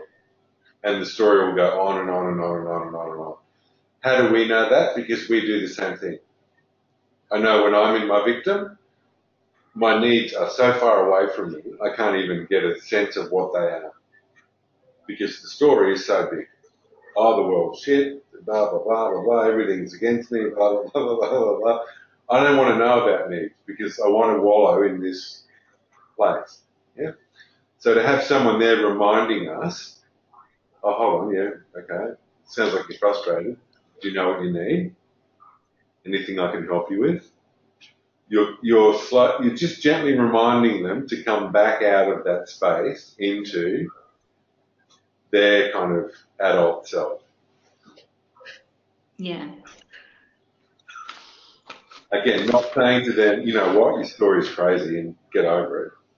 They probably won't respond all that well to that. But just reminding them, what is it that you actually need? The other piece here, and I think this is a key takeaway, you know, for everyone here, when you feel that something isn't right with a client, get on the phone with them. Use that as an opportunity to connect, a check-in. You know, how you going? Just want to check in. You know, are you getting all the things you need from us? I had a guy do this. He runs a digital web kind of PR/marketing firm. He had this feeling with this big client of his like number one client, that there was something wrong. And he was making up all these stories about it. And then his client sent him this email saying, oh, look, I got this email from another provider that does these things. Can you come along to a meeting with me? And this guy was like, what the hell? You want me to come along to an opposition meeting with someone? And so what he hadn't done, he'd felt for a while that there was a problem, but he hadn't actually addressed the problem. So he ended up having the conversation with the guy. And what came out of it was he ended up getting probably double the work that he had because the guy didn't know that he did these other things. So he just sat down with him and said, hey, you know, how's it going? Are you getting what you want from us? Did you know we do da-da-da-da-da-da-da? The guy went, oh, I didn't know you did that. So he doubled his revenue from this client. And he could have had that conversation 4 or 5 months earlier. So if you feel like something's not right or it's a bit off, have the conversation. Often it will lead to more business.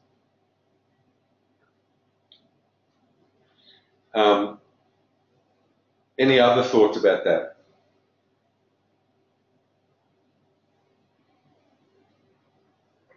No? Okie doke. So the next piece I want to do is move on to the energy part of us. So Kristen, this also talks about, you know, those boundaries and how to manage our energy. Okay, because this part of us is going on all the time, yet we don't know how to manage it. So let me just jump ahead. Okay. So the first part of understanding our energy is what we call the energetic presence. So this is my ability to be present. You know, our energy is constantly interacting with other people. We may not be aware of it or not, but it's always moving around, interacting, doing all these things. We bring and need to take responsibility for the energy we bring to a room. Okay, so we are always responsible for how we show up. It's not about the other person unless we let it be. We push and pull our energy. Okay, so there's these dynamics that we get into, pushing and pulling. A lot of information can be gained if we let go of that pushing and pulling and just decide to meet another person's energy field in the middle. Okay, so we're not trying to push them to do something or, you know, go into our story of not being enough. We're just happy to meet in the middle. As I said before, you know, there's 97 traditions around the world that acknowledge the energetic body. So we in the West are trying to catch up and prove it. But there's a whole lot of things that they can measure already. The electrostatic, the magnetic, the sonic, thermal, and the visual components, they've all been measured and tested. There's a whole lot of different... Have you guys come across the term chakras? Chakras? Yes. Yeah. Yeah. Yeah. Yeah. So they're energy centers in our bodies. In the workbook, there's a table there. Sorry, ladies, you don't have it yet, but I'll get it to you. For you guys on page 44, which just goes through the chakras. It talks about the gland that they're connected into, talks about the organ that they're connected into, and their function. So, you know, these things have a measured physical aspect to them. They're not just made up stuff from a bunch of hippies up in England.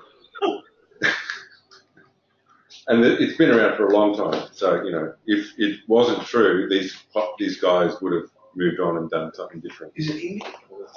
Look, it's a global thing. The indigenous people believe this. They've been around for 80,000, 100,000 years. It's Indian. It's all through Asia. It's the Indian Americans. Yeah. South American Indians. We're the only ones who sit there and go, well, we can't see it, so it can't be true. So we're in the minority. Anyway, there's the chart there. So again, that'll come in your workbook. So it just gives just a brief breakdown of the different things that the chakras do. And some of you maybe have done more study on this topic. There's a couple of books. My passion is around energy because it's what I studied. When I did psychotherapy, a big component of it was the energetic healing part. If this is something that interests you, I recommend you get two books. One is Hands of Light, and the other one is Light Emerging. They're by a woman called Barbara Brennan, and she was a NASA physicist who went off and did her own spiritual journey and ended up discovering she knew a lot about energy. And she brought it all together. And those two books, Hands of Light and Light Emerging, are really like seminal books in the understanding of energy. She wrote them in the 80s, and they're consistently bestsellers. Some of you might already even have them. Okay, so we're just going to look at a little bit at energetic dynamics. So the first part of that is understanding that we have an aura around us that's controlled by our thoughts. Okay, so I want everyone just to put down their pens and paper and stuff, and just have your feet on the ground.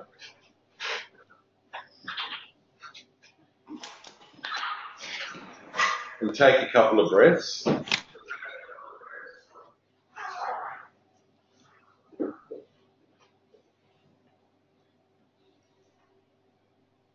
So I want you to just ask yourself,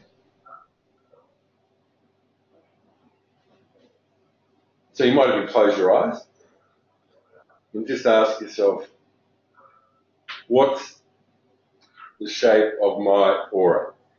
So if I imagine the energy field around my body, what does it look like? And in your mind's eye, just see what you come up with. So you might come up with an egg-shaped, translucent energy thing around you.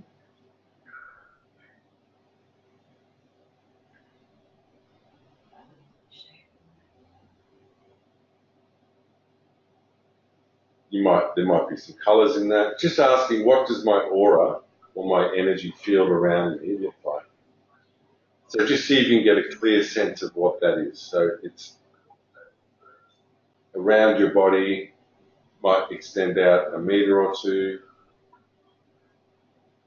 sometimes egg-shaped, sometimes circular.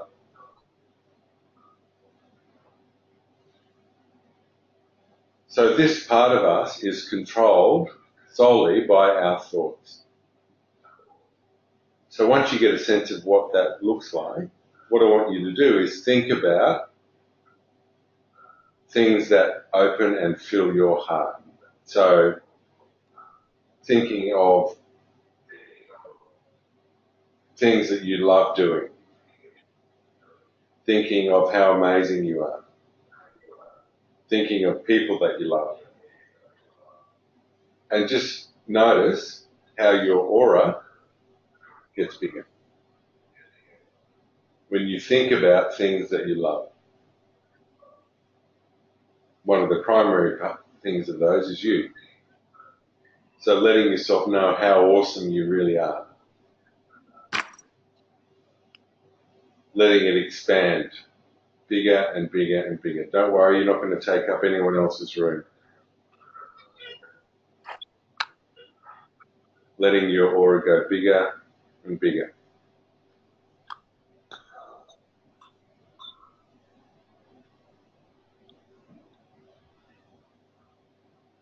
Keep expanding, keep expanding. Thinking about things that you love.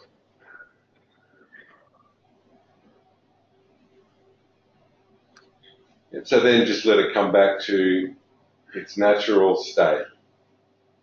So just letting it come a little bit smaller. So now what I want you to think about is all the stories that you go into.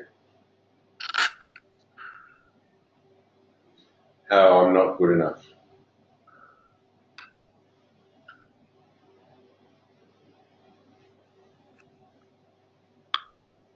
I'm not worthy.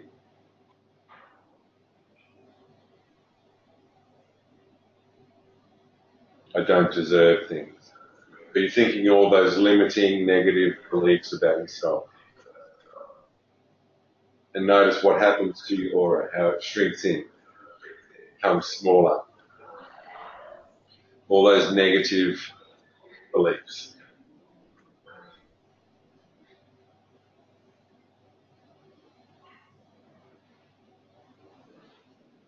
So just keep thinking them. The reason you're thinking them is to notice what happens to your energy. You're not going to hurt yourself. You're just noticing what happens to my energy as I think these thoughts of how I'm not good enough, not worthy, all these limiting beliefs and thoughts.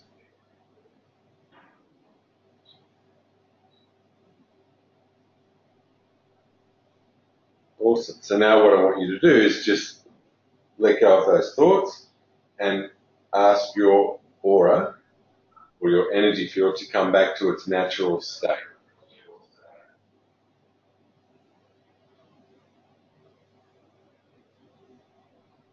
Yep. So expanded 2 or 3 meters away from your body, you're in a natural calm state.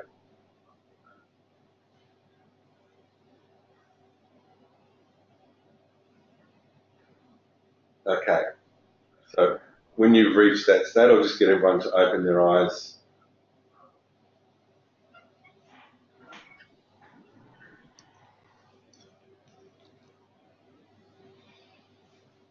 Cool. So how did everyone go with that? Did you get a sense of bigger, smaller? Yes.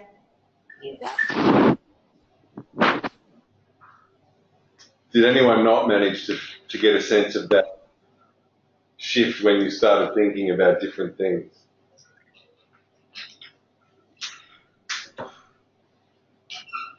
No? So everyone did? Anyone want to share anything about that experience?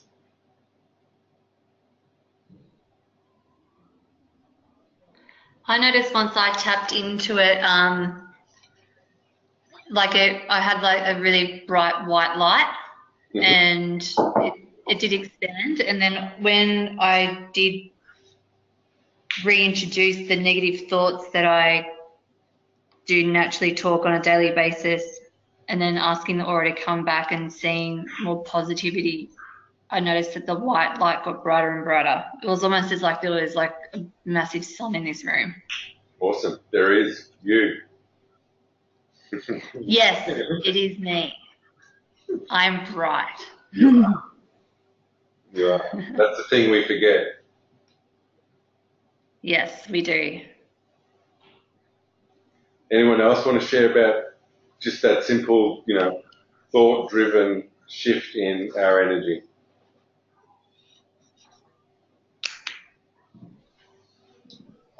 Me personally, I would have said that when I was sitting here thinking about the negative thoughts, it felt like I just had no energy.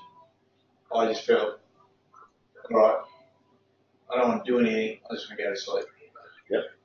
When I thought about all those negatives, that was more feeling. Awesome. Can anyone else relate to that? When you get into that negative space, it just shuts you down.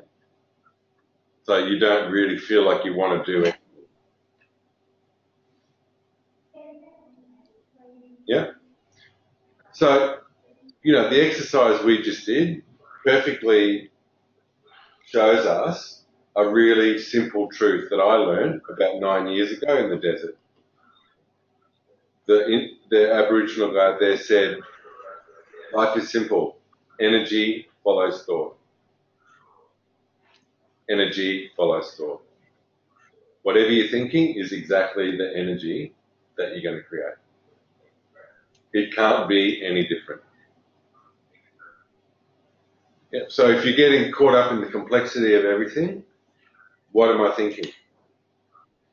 You guys were able to shift your thoughts from things that I love to things I don't like in an instant. You can do that at any point of any day. It's that easy. Just change your thinking. If you want to experience a different level of energy and a different experience of life, change your thought. So now, what I want to do, we're going to take that a step further. Okay? So I want you to imagine your most problematic client that you have. Just one. The most problematic client that you have. Like the person that you find that your relationship is the trickiest with. Has everyone got an idea of who that might be for themselves? Yes. Yeah. That's probably the easiest question you've ever asked us. That's why I said I'm sure we've got pages of these. Just one, okay? So what I want you to do is close your eyes again.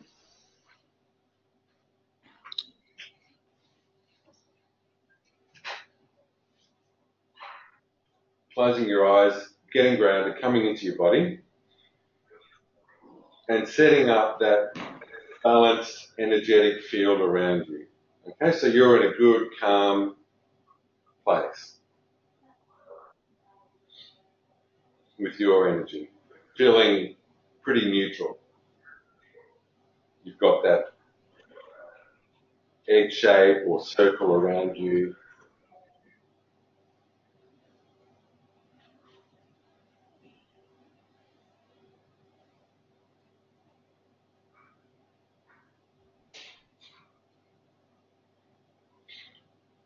So now, if you can, I want you to then imagine that this problematic client is standing in front of you. And notice what happens to your energy when you imagine that person standing in front of you. What does your energy do?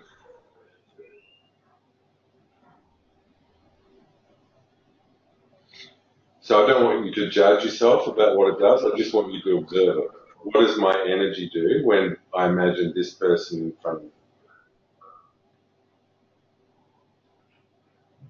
So observing your energy and also observing their energy.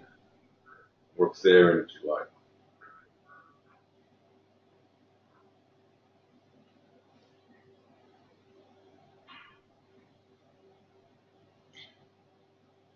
So now what I want you to do, given that you've observed what your energy does unconsciously and subconsciously, I want you to consciously choose to meet their energy in the middle.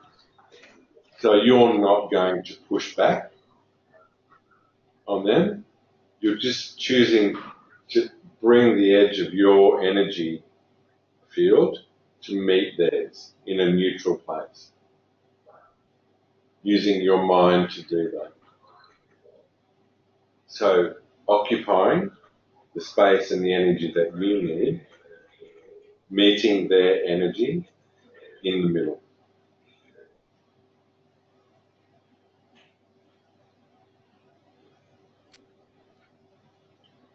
Choosing to meet in the middle.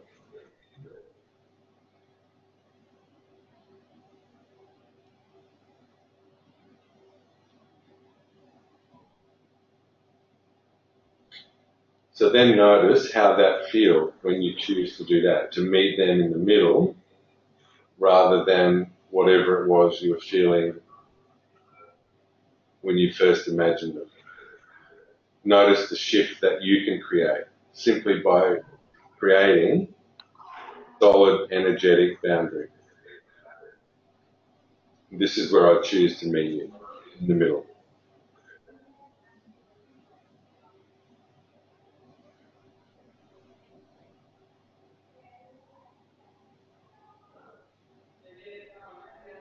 Awesome. So I'll just get everyone to open their eyes again.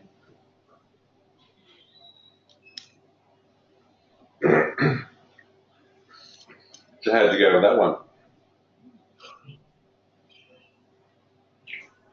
Different? Yeah. So how was everyone's energy when they first imagined the person in front of them? Mine went black. What's that? Mine went black. Black? Yep. Mine went smaller, you know, like not as big. Yep. White, yeah. Mine bigger to try and bluff off some of my energy onto them. Yours went bigger? So you were in kind of defense. I'm going to be. Because I think I try harder. You have to try harder. Yeah. Yeah. Yeah. That's the energetic response we have. How about you guys? So this is going to sound bizarre. I can't even believe I'm talking about it, but to be honest. But it's true. It sort of, I suppose the energy changed from a light globe to I can imagine this dickhead, sorry, I shouldn't say that, black I had in my head. I had this black and it became a grey, I suppose, like a mix. So yours became grey? Well, it was like the two met and became a different colour. Right, so they merged. Yeah, they merged, yeah. Yeah. Oh? For me, if I had an aura or an energy that was a meter out, so I had in my head that when I entered the room or confronted the person, that my energy would try and surround them, like to envelop them. Yep. But it was just, no, it was like they had a force field and couldn't do it. And so we just met in the middle. So, you know, theirs was to there and mine was to there, and there was no interaction between the two. Yeah. Okay, awesome. Mine is first it's white color, and then also when he wants to come in, like sit opposite me, then I don't want to let him come in.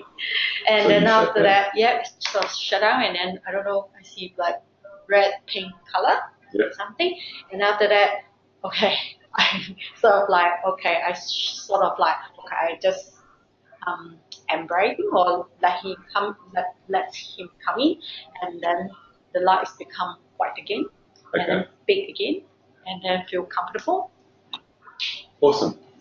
So, you know, it's normal that we can be sitting there going, hold on a minute, this isn't real. Yeah? And starting to think, I can't believe I'm talking about this. To be honest. Let me assure you that this is real, and this is what we're doing all the time. Okay? Our energy is doing this all the time. So what happened when you chose to meet them halfway? And your energy met their energy. What was the shift for everyone?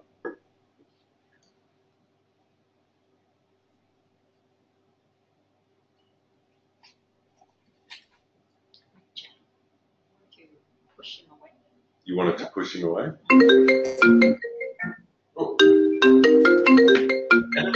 Sorry. Was that client ringing?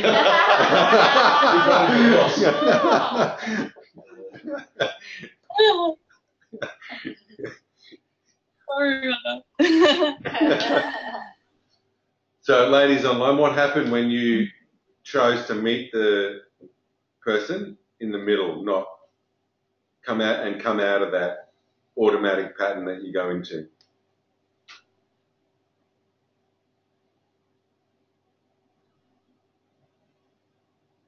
Kind of blurs between them, I guess. Okay, and how did you feel? Any different?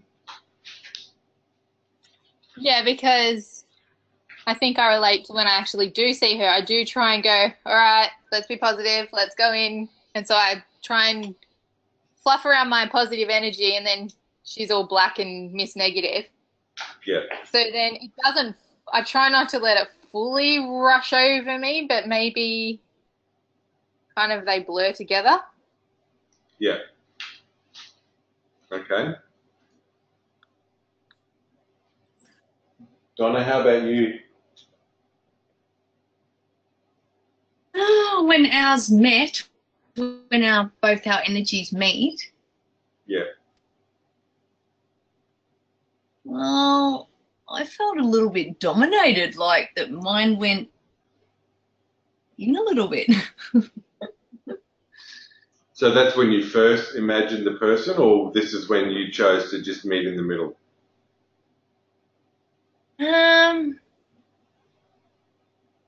Yeah, well, I guess it didn't really, well, when I first met, I felt like it went right in, and then I stepped forward, and they met, and then I just felt relaxed. I didn't know whether it changed. I just didn't feel, Yeah. So maybe when I walked in, I felt more stressed, but then when, Yeah. So that's the subtlety in the shift. So, you know, we can be doing lots of different things. They can be coming into our energy field. We can be fluffing ourselves up, which takes lots of energy. We can be pushing them. The most healthy way of dealing with anyone is to meet them in the middle, which is aligned with those three phrases. This is what I need. What do you need? I'm here to support you. I'm not here for you to suck all my energy out of me or to spend an hour, you know, exhausting myself over what you need. So what I encourage you to do is to play around with it. So maybe make a note in your diary, or, you know, when you're going to see these people who are problematic or you've had a tricky energetic relationship with, just write a note before you go in. I'm going to set my energy before I go in and just see what happens. I think you'll be surprised, because they will respond differently to that. Because that's happening whether we know it or not, whether we're aware of it, it's happening. And what we do, if we're unconscious of that, we just go back into those patterns. Every time we see them, it's like, oh God, here we go again.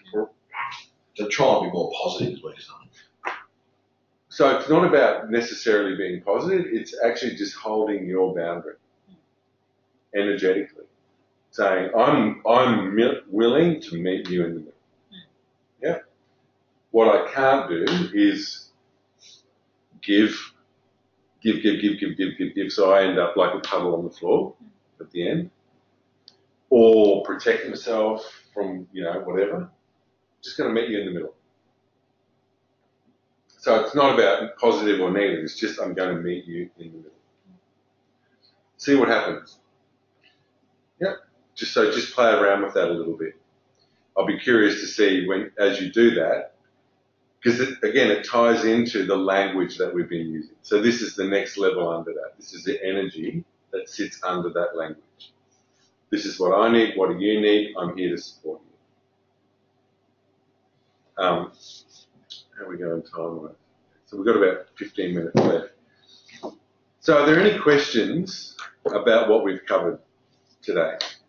Or thoughts, or you don't understand what I'm talking about, or anything that you feel like you need to close off before we finish up?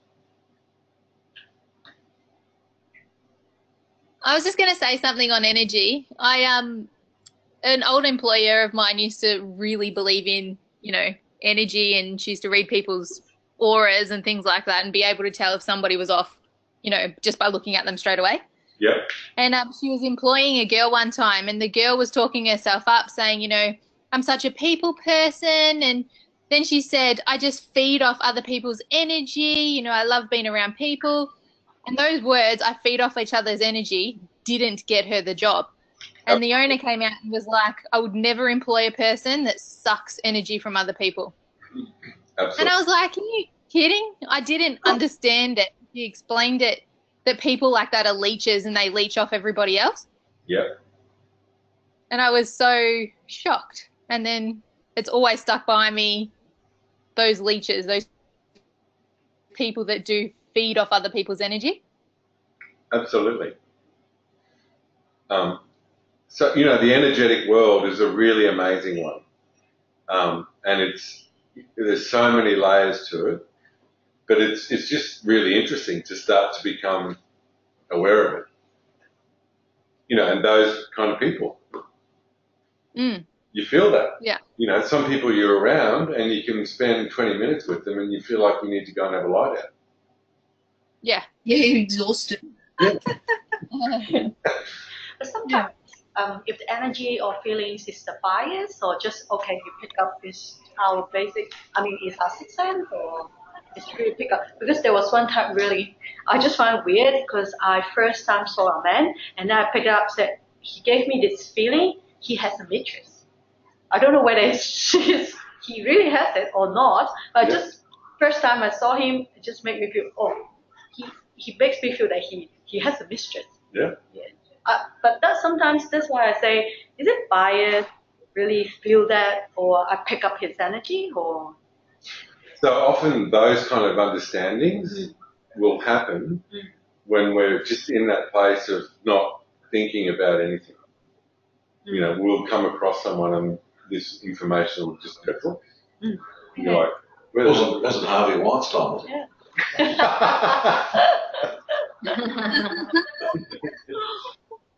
So, you know, become curious about your energy, what your energy is doing. You know, if you're feeling that there's people in your life that are sucking your energy, the one part of the contract that you've agreed to is to let them. So that's the only bit you can change. Yeah? So it's not about them, it's about you. You get that feeling, I don't know, you're out and about, and you just feel uncomfortable, like, is someone going to jump me, or... I reckon that's real. It is real, because you feel it. Yeah. You feel it. Oh, that happens to me a lot. I've got to get out of it. I just feel really uncomfortable where I am. So you imagine, okay, where we actually are, in a city that's chock-a-block full of people, most of whom are stressed, having stressful thoughts. So is it any wonder when we walk down the street, we feel that? It's a collective of, and there can actually be places where people have suffered. So this is going into, again, what the Indigenous people are doing. So if someone's died in some place, or there's been accidents there, they'll feel it. Yeah, you just walk past somewhere and you're like, oh, that doesn't feel good. Yeah. When you go inside a room, you feel, goosebumps. Yeah, so trust it. You know, if your body's saying to you, this doesn't feel good. What about if you get a phone call, you can see who it is, and you go, I'm just not right now. Like, you can tell who it is. Yeah. You just go, I'm not in the mood for that right now. Is that an energy? So it can be an energy, but it can also be a story. Yeah. So the thing that we've got to work... Probably a story. Yeah. What story am I running about this person? Yeah. And what do I actually need from them? So instead of avoiding it, which is what the story will want us to do, what do I need and how do I ask them? Or, you know, if it's a client who's upset about something, I'll just tackle it and get clarity about it. But it can be, you know, it might not be the right time, but it's, I would say 80, 90% of the time it's probably the story. Right. Conversely, the other thing that happens is, you know, we might be thinking about someone and suddenly there they are on the phone. Happens all the time. Always happens. So that's what we'll talk about next time. That's our heart. You know, that's real. We've all experienced it. That's real. So just to finish up, I want everyone just to write down 2 things that they're willing to commit to having a crack at changing or working on. 2 things that you're willing to commit to.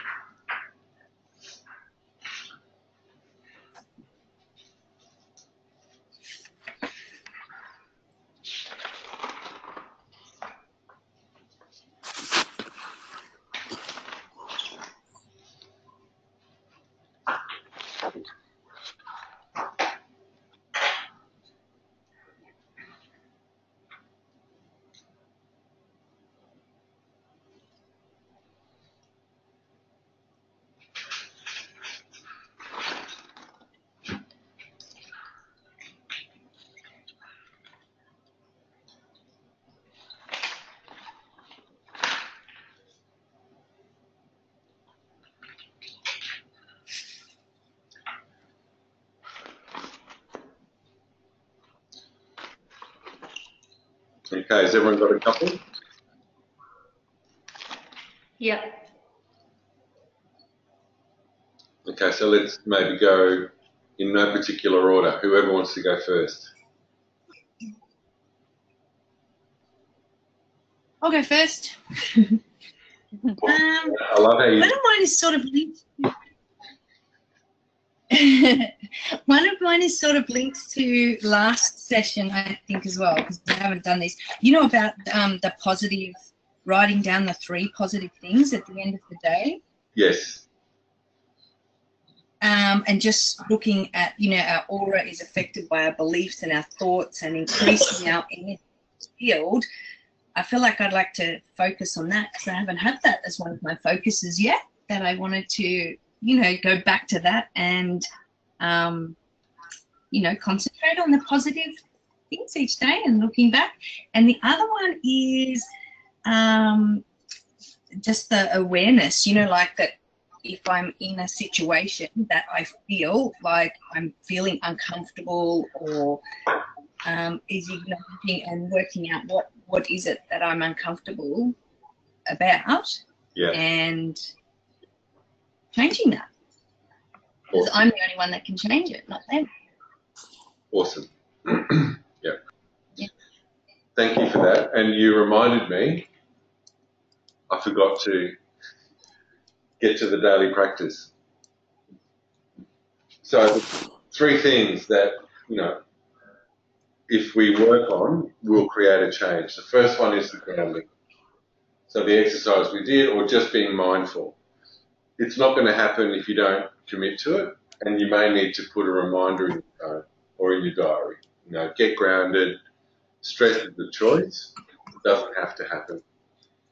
Gratitude. So Donna, thank you for reminding us about this. Science tells us we can change the story. If we wake up in the morning, blah, blah, blah, blah, blah, blah, blah, all things are crap, blah, blah, blah, blah, blah, flip it.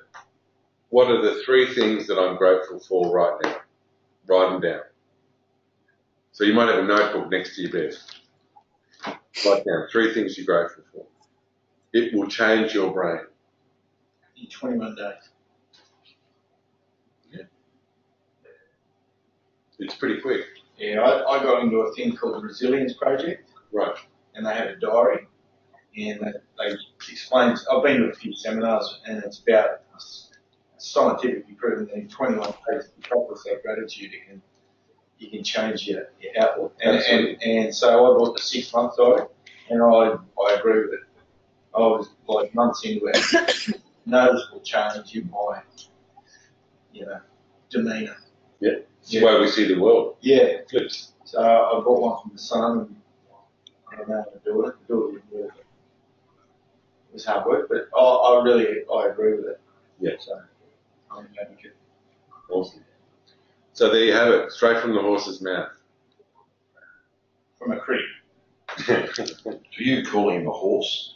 Sorry. Flip that and pretend you're a horse. Fly that or something.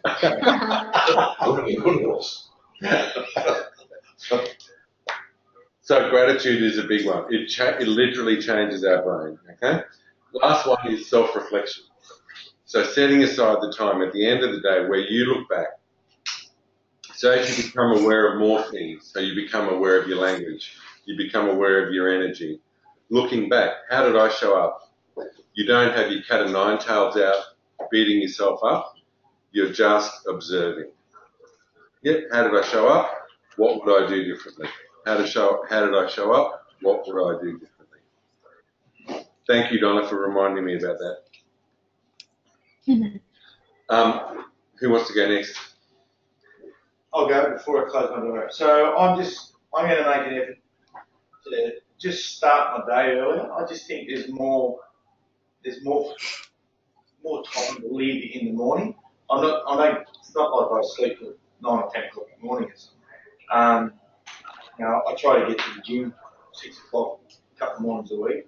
But the days where I don't have, like a schedule to go to the gym, I'll tell myself that I'm tired and sleep the extra hour and a half. I should just get up and even work for that extra hour and a half, because it'll save me an hour somewhere in the day somewhere. Yeah. And particularly when you're on the road going from client to client and city traffic and whatever, I'll lose that hour anyway somewhere. So I should just make a regular thing. Train or no train, you get up and live that life anyway. And the other one is I just got to get a bit more regular with exercise. I just slackened off a bit. It's you know, as people tell you, the doctor tells you, it's the best way to deal with your problems is make sure you exercise. It's a fundamental, isn't it? It is, yeah. So I got a bit haphazard about it. Up the ante there. Awesome. Good one up. Thank you. Who's next? I've got one. I'll go. Cool. You go. You go. No, you go. All right. I've only got one. Listen to Do it. your gut feeling more. There you go. Because I reckon I've got a pretty good gut feeling generally. Have you got more feeling than me? Are you getting FOMO? I don't know. Anyway. So trust it. Yep, that's the main thing. Trust. Trust it. And then be curious. So if we go back to the example of the client, feels like something's not right. Hey, is everything okay? Ask them. Stop. Don't make a story up about it. Who's next? I'll go. So I had down that I'm going to commit to more of the knowing and the feeling, and labeling feelings to reduce that fight and flight response. Awesome.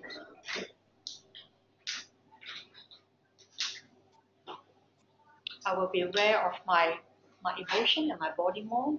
Like listen to my body more. Yeah. Connect the emotion here in the body. Cool. So that's a great thing, getting into our body and not seeing our head and our body as separate. I had the same as Kristen in terms of knowing, putting a label on the feeling. And I am practicing grounding a lot better, but I keep forgetting.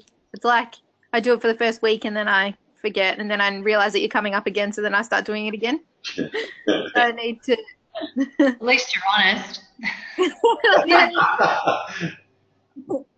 So I'll commit to keep doing that, to try and do it more consistently. Okay. Is there anyone who hasn't had a go? Yeah, me.